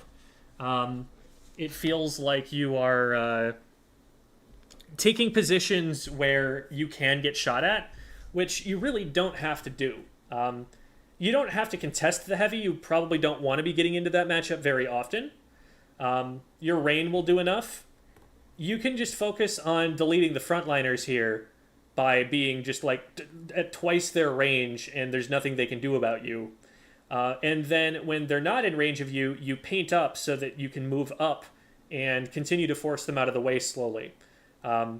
This weapon that you have paints an awful lot, and that's really, really valuable for especially your frontline weapons here to be able to lock in the space that they take and prevent flank routes, prevent the opponents from approaching the Rainmaker. Because we're not using that defensive paint as much, there have been some chances that the opponents have had to get into a situation like this where now the front line is, thinking that the Rainmaker's behind them when it's getting chased down by someone who is able to flank you. Okay, good Rainmaker play there from the blob, but they still can't move forward. And now you're just stuck in a frontline position here.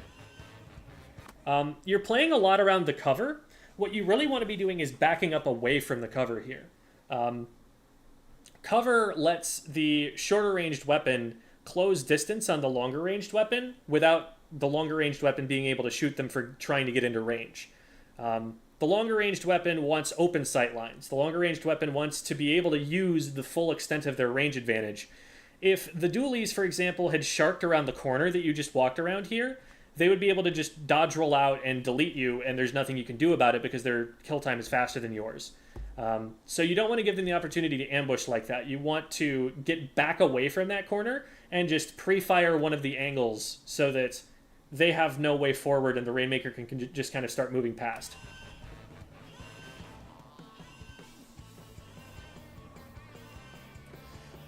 This is scary. They're coming in from behind, but we're actually good here. We just need to paint for the Rainmaker and get it away from the Kraken.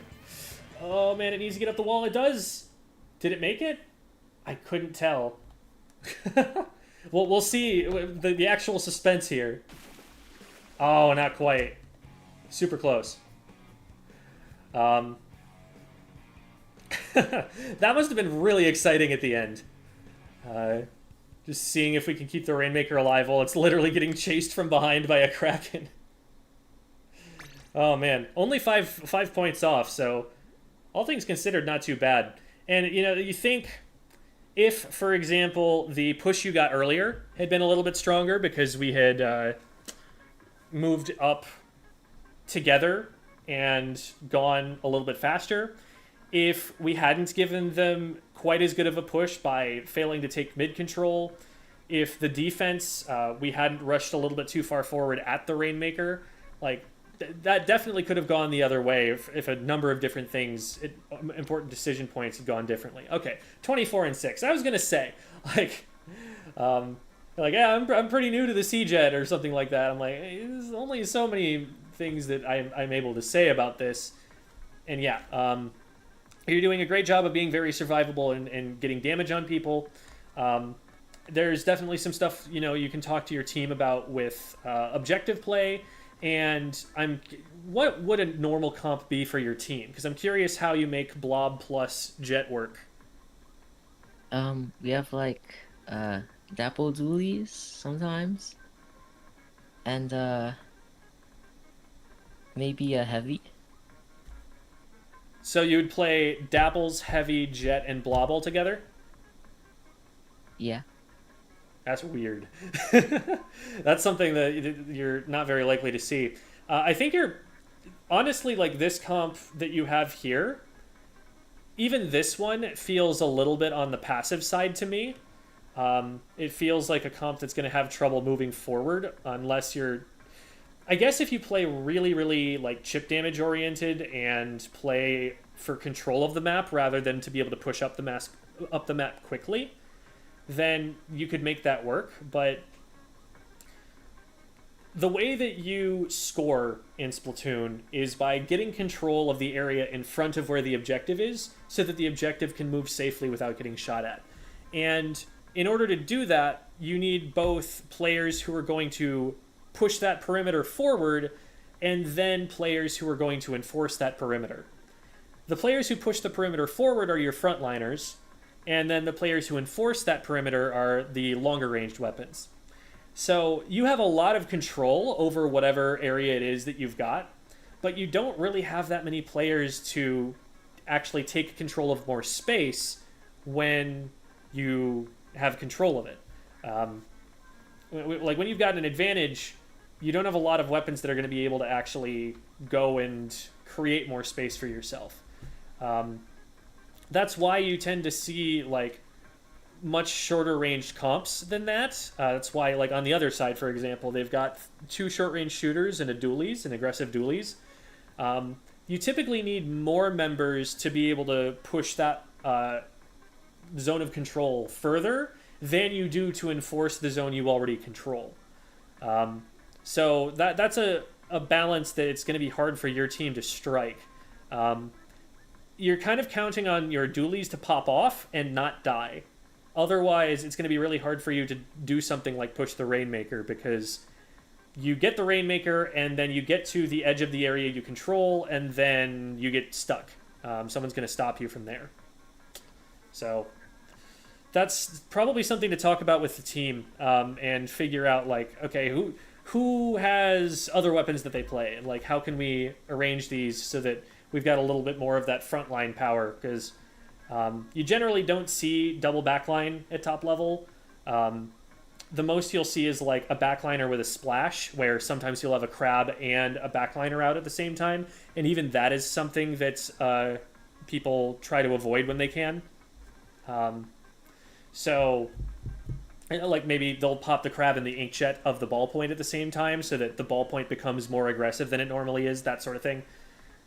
So that's something that I would say about the comps there that's going to be a challenge for you. But I think individually, like mechanically, there are a lot of things you're doing well. There were a couple of moments where, you know, like chasing the guy around the corner, for example. That's kind of dangerous. You don't want to get into the mindset of playing this like it is a frontline weapon, because it's not. But I can see kind of why you're playing like that sometimes, because of the team comp that you have. Because on the team comp that you just described, you are actually probably one of the weapons that's best suited to moving forward into the enemy team and trying to force them out of the way. That explains why you're trying to just challenge the heavy and push it out of the way instead of letting like the Tetras and the Stamper get in, because you're not used to having someone who is willing to go in ahead of you. You just don't have that in the weapon comps on your team. So anytime that I was talking about how you were playing a little bit too aggressively on your weapon, it's probably because you're compensating for not having enough frontline pushing power on your regular team. And that's something to not get too used to, because it will cause some bad habits for later on. Do you have any questions for me? No, I don't. Thank you very much. Yeah, no problem. Thank you so much for coming on the show, both you and to Drac. Appreciate having you both. And that'll do it for the VOD reviews for today. I'm going to go and do a little bit of... See if there are any questions in the chat that I've been skimming over since we've started doing these. Telling me that squids attend this school? Yes. Supposedly octos as well. Also true. Good heavens. Gadzooks. Hi, Shay. And hello, Aaron. If you're still here. Found a family of raccoons in your yard? Oh, no. That can be challenging to remove. Did I say Mega Splatling instead of Heavy? Yeah, because that's not its name.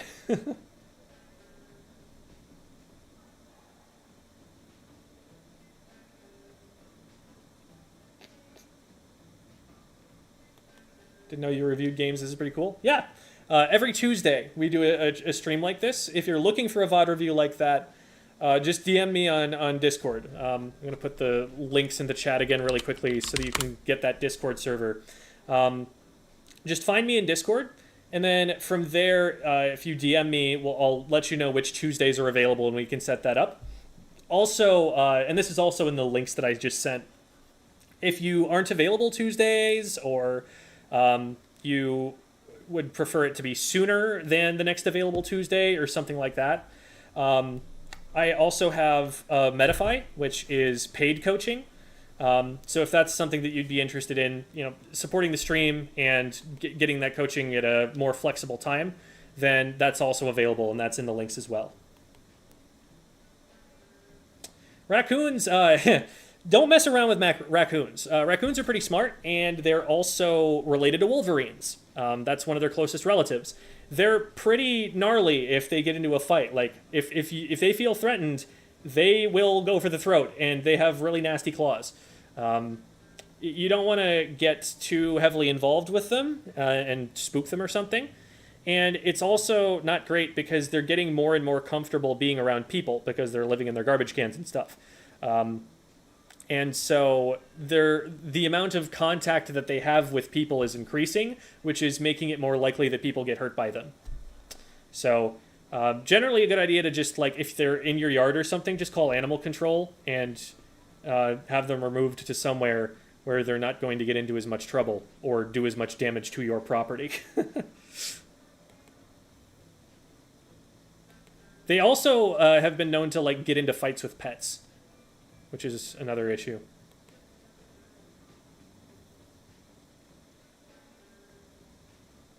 I didn't think I was going to be talking this much about raccoons, but... Hi, Kyla. And hi, Blobzilla.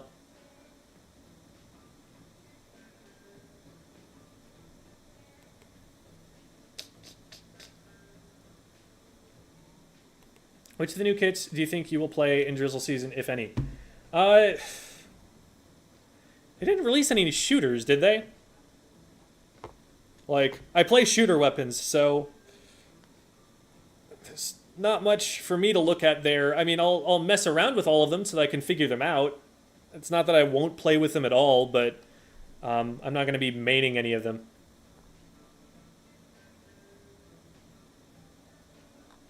Was pleased to hear facts about raccoons. I'm going to double check that they're related to wolverines, but I'm pretty sure I'm right about that.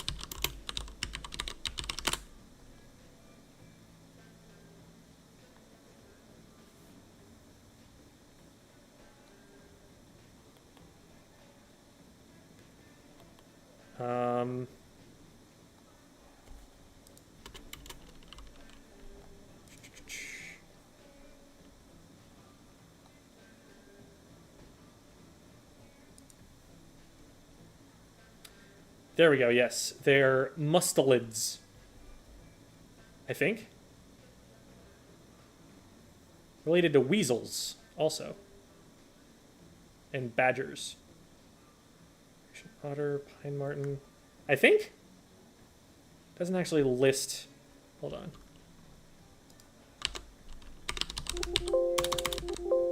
Oh, maybe not. Hold on.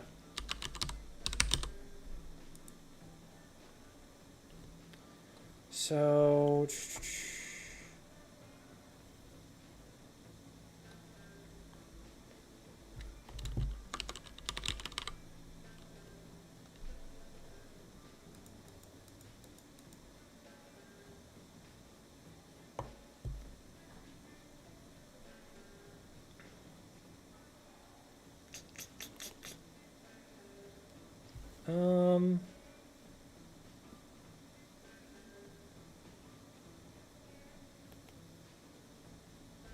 There's so much information that I'm trying to read, and it's not getting me what I'm looking for. So I'm going to say that you should not quote me on whether they're related to wolverines, but they definitely are nasty like wolverines are. Would not recommend fighting them.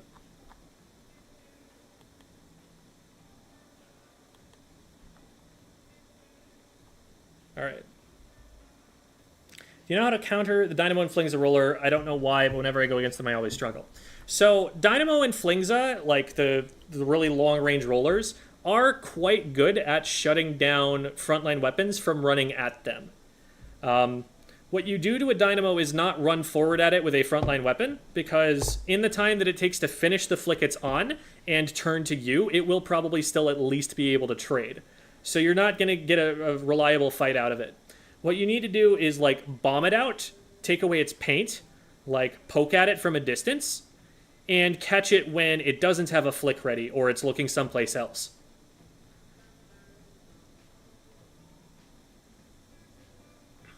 If you had to pick a favorite battle theme, like from Splatoon?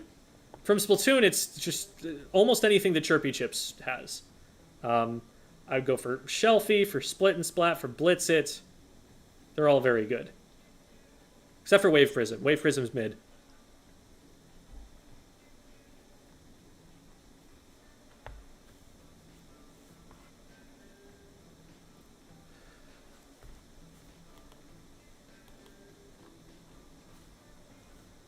My sister has actually jumped over rollers in Splatoon. Yeah, that's totally a thing. If someone's trying to rickroll you, just hop over and see if that gives you the time to hit your shots. It often confuses them, too. Now, people shouldn't be trying to rickroll you. They should be trying to flick at you. That's where the roller fights best, but...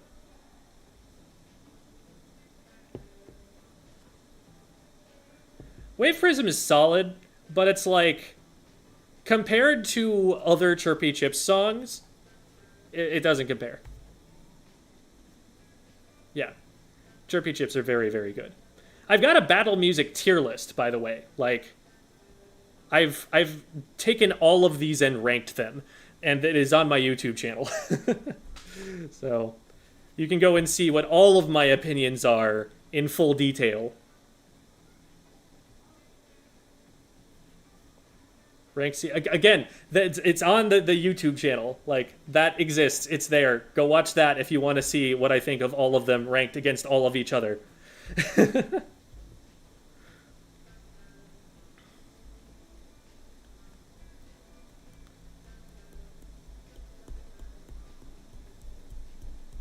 Getting early Christmas gifts? Are there any safe gifts from Mom you would recommend? I don't know your mom. Something that your mom would like. That's kind of for you to know, not for me to know.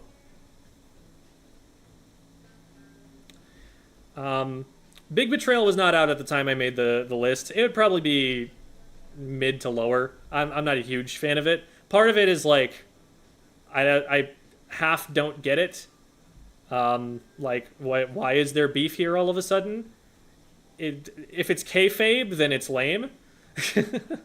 So, yeah, I'm not into it. What's the best type of chip? Probably the microchip, all things considered. It's kind of a reason that I am able to do the work that I do.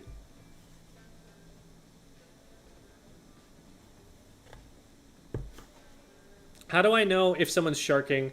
No, people say look for suspicious puddles, but okay. So it's really hard to just see. If someone's got Ninja Squid, there are slight trails. Like, I can show you here. So I'm wearing Ninja Squid right now. Let's get some, like, really smooth ink. So when I drop in, first of all, you can see there's actually a little circle where I dropped in. And then you can see that there's, like, a little bit of a line. Like, there's an oval that I just made. And I'm now bisecting that oval.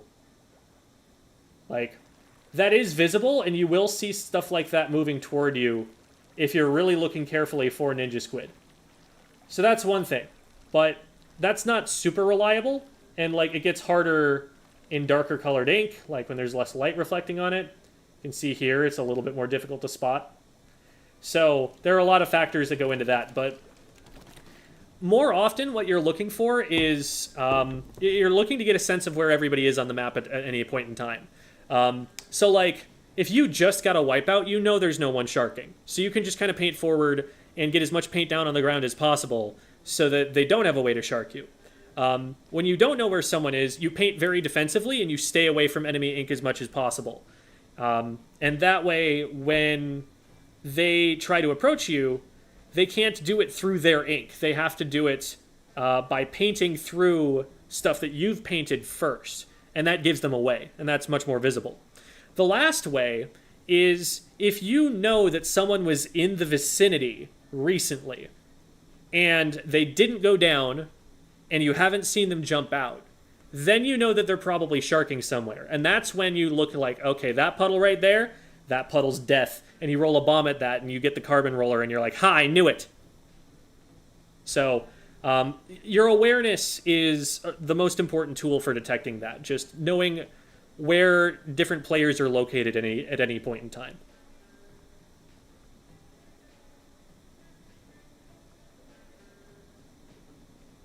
Am I the only one whose favorite band is Yoko and the Gold Bazookas? We're getting raided.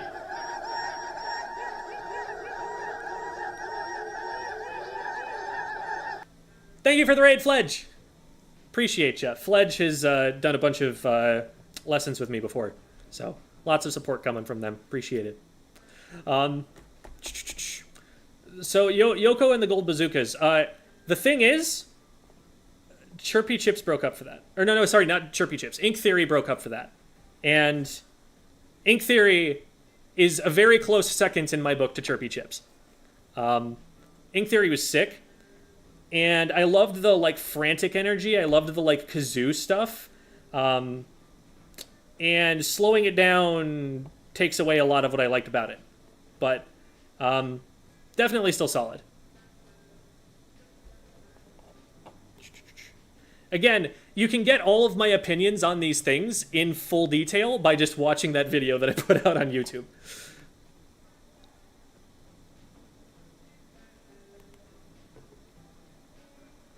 Guys, we have to explain Splatband's lore to them. I mean, I know a good amount of it. I know how, like, the bands are all in universe and they break up and reform in between. And, you know, some bands are inspired by other bands. I do like the new H2O song. That one was pretty hype for me. How do you counter tri-slosh or sloshing over the tent shield? Cry? No, so you can either push in front of the tent shield so that they overshoot you and then just try to one-shot them from there, or keep your distance. That's about all you got.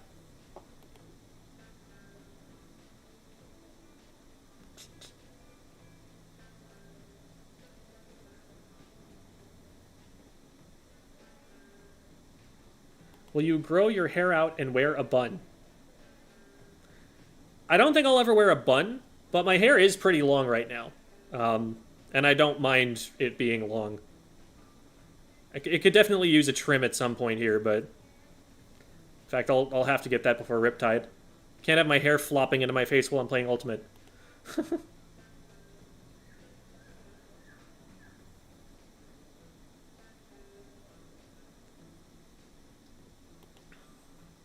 Knowing that Yoko's from Ink Theory. Yeah, that's what I was talking about. No, yeah, the bands are all, like, in-universe. There are, like, characters, and you can learn about them from various things in-game. So. Despair is interesting. Like, Despair is really polarizing, because the low vocals, I personally don't think they sound good in Splatoon language. I don't think they translate over well. But I also really appreciate that they went for it and tried to do, like, actual low metal vocals in Splatoon. It's kind of neat. Yeah, we're just chilling after the VOD reviews right now. I was answering some questions, and most of them are not related to the game at all. Enjoyed the latest Rogue English teacher video. Thank you! On one hand, I love that video. Like, I put a lot of work into that, and it's something that I was really passionate and inspired about. And all of the responses that people have put in, like, comments and stuff have been, like, super positive. On the other hand, it was viewed less than any other video that I've made. Like, to find even a Squid School video that got that few views, you would have to go back years, I think. I think everything is doing better than that video has done. So I'm like, oh man. It might be, like, I'm still working out the thumbnails. I'm not super satisfied with those. Maybe I could do more with the title. Maybe it was just the fact that there were clowns involved and people were, you know, weirded out by that, but not a lot of people watched it. Wear your hair in a ponytail at Riptide? I don't have enough to make a ponytail yet. It's barely even a mullet yet. This is really hard in mirror imaged. That's all I got back there. There's no ponytail to be made yet.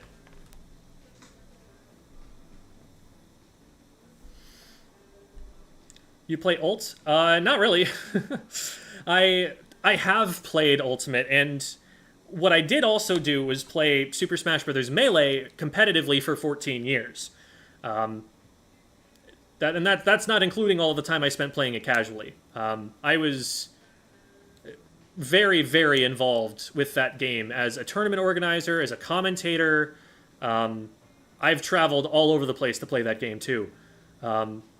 So some of that carries over, but I'm like meh at Ultimate. I would go like 0-2 at a major for sure. Do you think Big Man betrayed Shiver and Fry by recording a single with... In Shiver and Fry's minds, maybe? And that's like... Again, I think it's all kayfabe. I don't think they're actually not friends. I think they just, like, are doing that for the performance aspect of it. Yeah, I like Harmony. Harmony is such a cool character. I like Harmony. I wish Harmony was, like, my student. Or, like, my daughter or something. Just, like...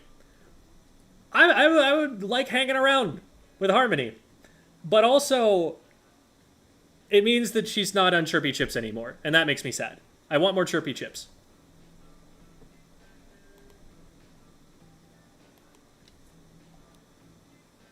I have a friend who I babysit with who doesn't like listening to the tracks of the game because it distracts her, but she listens to them in her car. Yeah. Splatoon music is insanely good. Like, it is just straight up good music. They got some real musicians and were like, hey, make the things you want to make. It's clearly made by people who are, like, music students who are really into it. Listen to, like, the Salmon Run stuff. Like, who greenlights the Salmon Run music? It's so cool. It's so unique.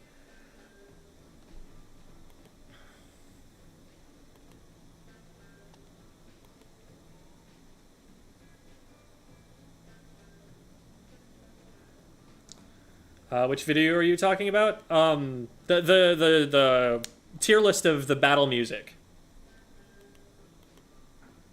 Rogue English teacher videos are amazing, but the third one resonated with me so much as someone who's pretty passionate about higher education. Yeah, I'm kind of like trying to figure out what people are interested in on there. Because on the one hand, the Doja Cat video was the most popular. On the other hand, it was the first one, so everyone was checking it out to see whether they were interested in it or not. For another thing that got more promotion from my main channel, from Squid School, than all of the others will get. Because I try not to promote it on Squid School because there is content that is not family friendly. And Squid School, I try to be much more family friendly on. I watch my language here, and, you know, the Moo has the N-word in it, and it's very sexual. Like, there's a lot of stuff going on there that you wouldn't be able to teach in the typical English class, which is the whole point of Rogue English teacher. Like, that's why it's Rogue. We're talking about stuff that I can't teach about in a classroom. At least not up until the point where... not until we're up to the point where they're at, like, 12th grade and they're not going to tell their parents on you.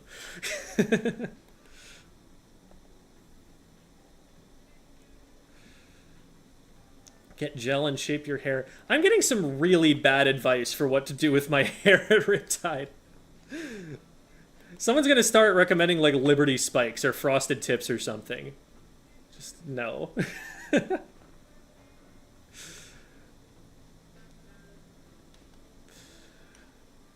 What advice do you have for ballpoint players using inkjet? I have a video about that, actually. It's inkjet tips for the new ballpoint learner. Like, literally, that is the video. You can probably just Google that and find it pretty easily. Or, like, search it on YouTube. Google it on YouTube, yeah, exactly.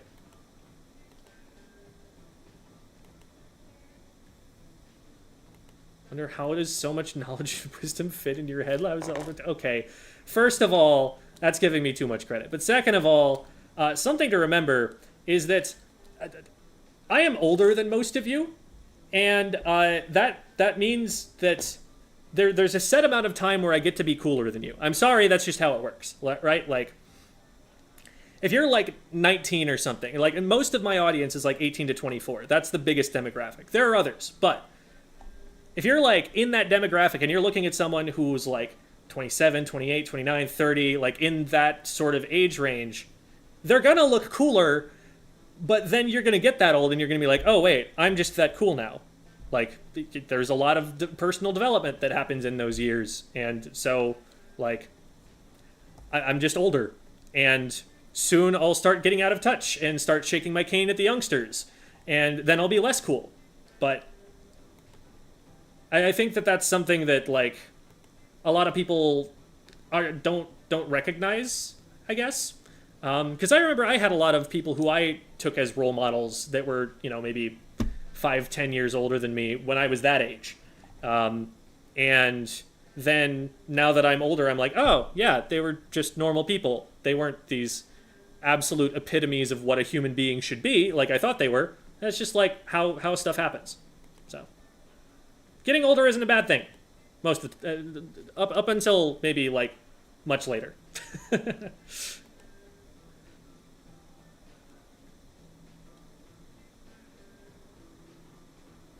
Tips for improving its Zipcaster usage. I do not play any Zipcaster weapons, but I highly recommend watching Fusion, their video on it. Fusion is a top-level Splatana Stamper player, and has a really cool and also very funny video on the Zipcaster.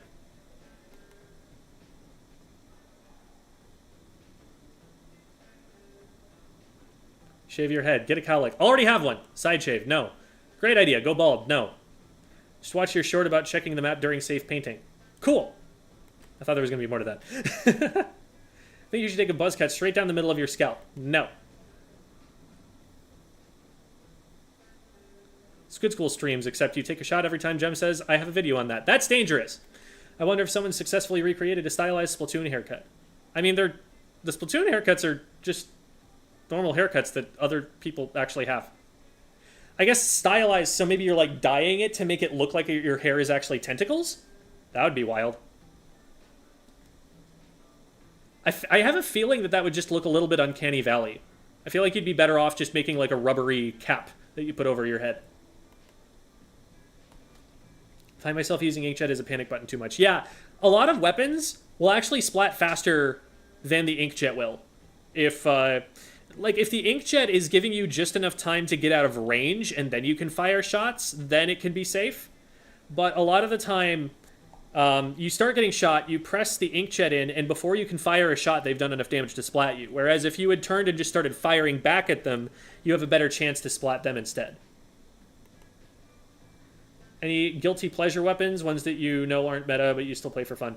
I wouldn't say weapons that aren't meta necessarily. Like, that's not really something that factors into my consideration. Like, there are definitely some weapons that I should never play in tournament because I'm not good with them, that I like playing. I like playing the Rapid Deco. Bamboo is actually kind of fun. I'm terrible at that weapon, but, I mean, I'll play it. But a lot of the time I actually don't like the weaker weapons just because it feels like I have fewer options. It feels like there's less I'm capable of doing. I get frustrated by, like, missing because of inaccurate weapons or not doing enough damage to be able to protect myself, stuff like that. I also really like the V-Blaster.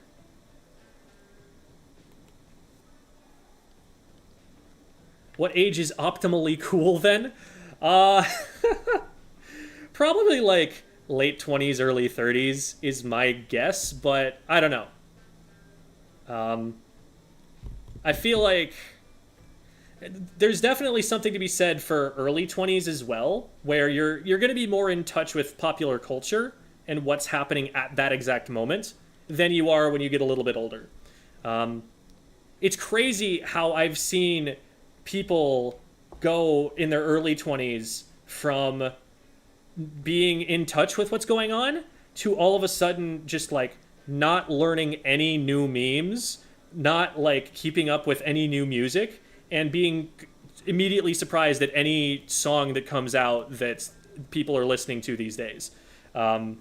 Like, just instantly, as soon as they go into the working world, their knowledge of pop culture stops dead, just frozen in time. It's crazy how I've seen some of that happen. Like, there are some like 29-year-olds that I know with like boomer mentality already. It's terrifying. So it kind of depends on when that happens to you. It's like you're cool up until that happens, and then you cease to be cool.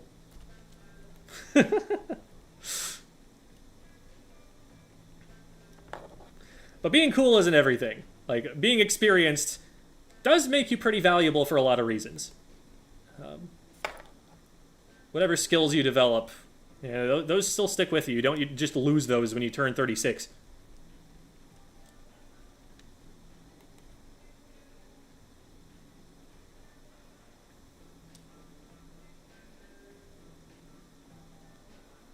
Reason people say InkVac is bad is because people play it selfishly instead of defending for their teammates.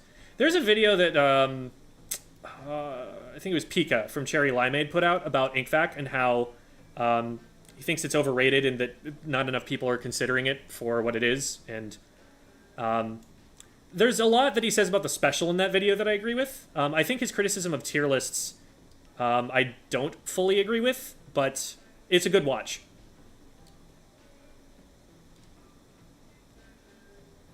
How many days until Squid School streams exclusively become itemized references to videos he made that explain questions better than he could at the moment? I mean, is that not already the case? Most of the things I see in any of these VOD reviews, I have talked about in a video. Like, the videos are largely inspired by the questions that I get in lessons or the things that I notice in lessons. That's what being a teacher is. It's not a matter of like knowing the material better than other people. It's a matter of knowing what other people are going to screw up. The more experience you get with what other people screw up, the better you're going to be at teaching them because you know, okay, here's some patterns that people tend to fall into. Are you falling into one of these patterns? Yes, you are. Here's what you do about that. So.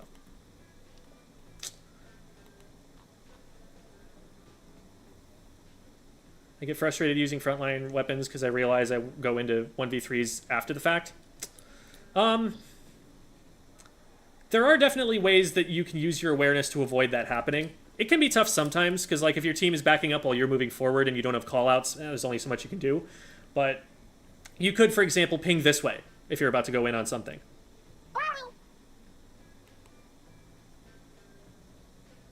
Getting worse at ink brush now that I use motion controls.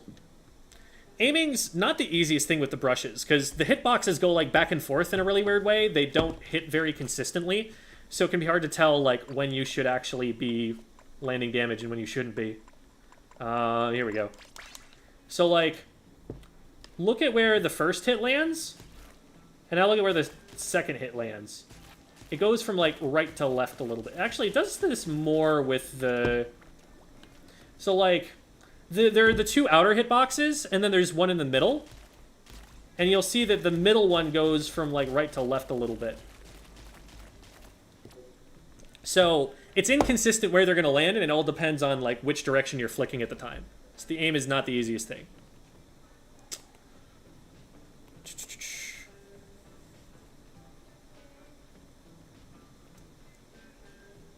Don't think I've ever caught you expressing your opinions on Splatoon idols. Have you done so? Not, who do you like the most? Okay. Callie and Marie are the gold standard. They were... I think they're, like, very inspired because this is not at a point where they're considering sequels, right? This is not at a point where they're like, you have to make it like this other thing. They just arose out of the game designers being like, what would be the ideal way for these kinds of characters to work, and what would they look like, and what would they do? And they got to just make their perfect version of it, and then they had to iterate on it, and so everything that comes afterward is going to be more difficult than designing Callie and Marie. Now, they're going to be the prototype, the archetype for it all. Especially a big fan of Callie. I just like the puppy dog energy.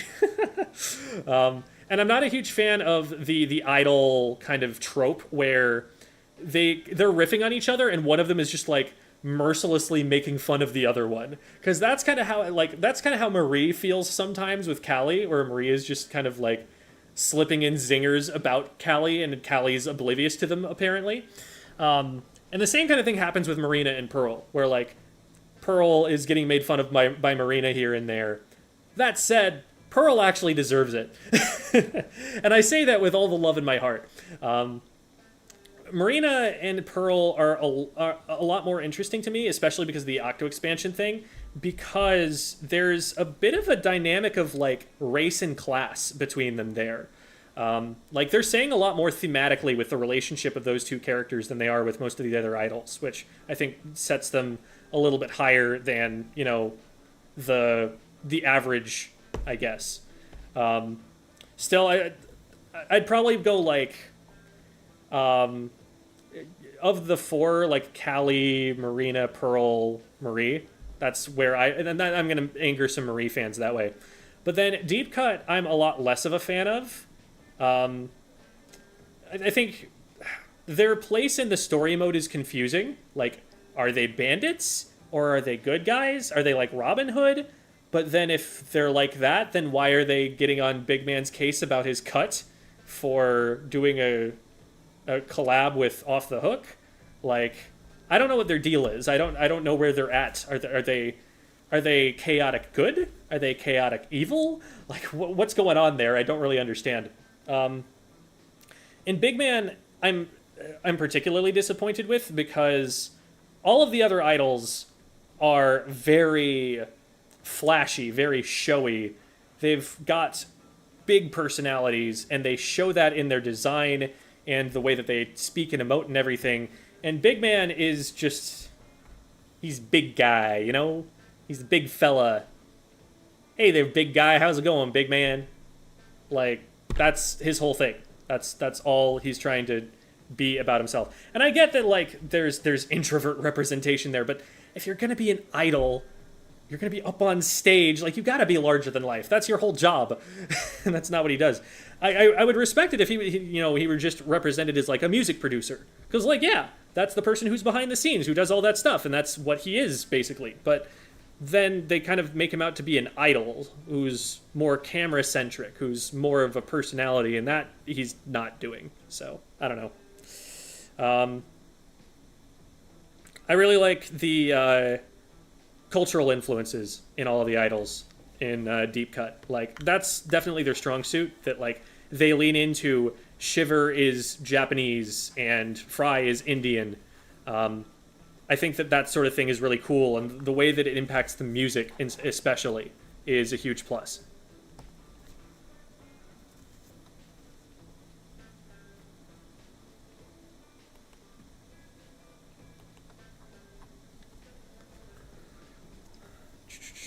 Oh man. Do you think being able to skip the news broadcast means we're seeing a lot less characterization for Deep Cut? Not really, because I don't think it was the news that we ever really got that much characterization from. They always have their formula, their bits. Like, sure, we're not getting all of the one-liners, but that wasn't really what showed me who Marina and Pearl were that much. There were little slips here and there where, like, Pearl would talk about how her dad owns Mako Mart, I think it was. So she's, like, generationally wealthy. But I think the way that their interaction really works, when they're not on camera, is what kind of tells you the most. So, like, the way that Marie and Callie talk to you in the single player, like, I think that feels more natural. That feels more like a representation of who they are than who they are on camera. Because they're performing on camera. Which is cool. Like, it's cool that they're able to pull that off and make it feel like that.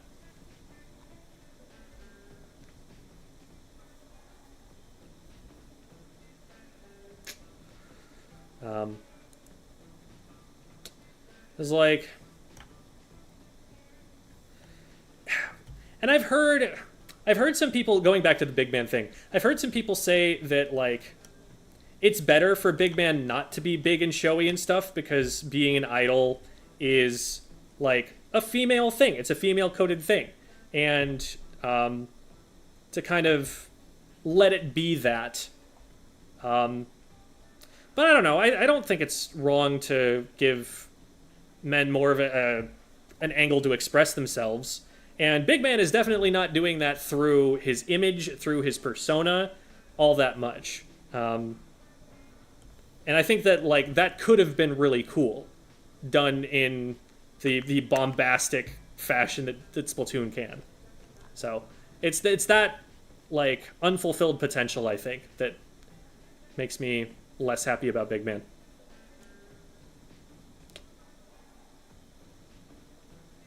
He's just kind of there, and I love him for it. Yeah, I mean, there's definitely... I'm not saying there's no place in the world for a Big Man. Just, like, in front of the camera, calling him an idol, I don't... That's not what idols do. That's not fulfilling that role in my head.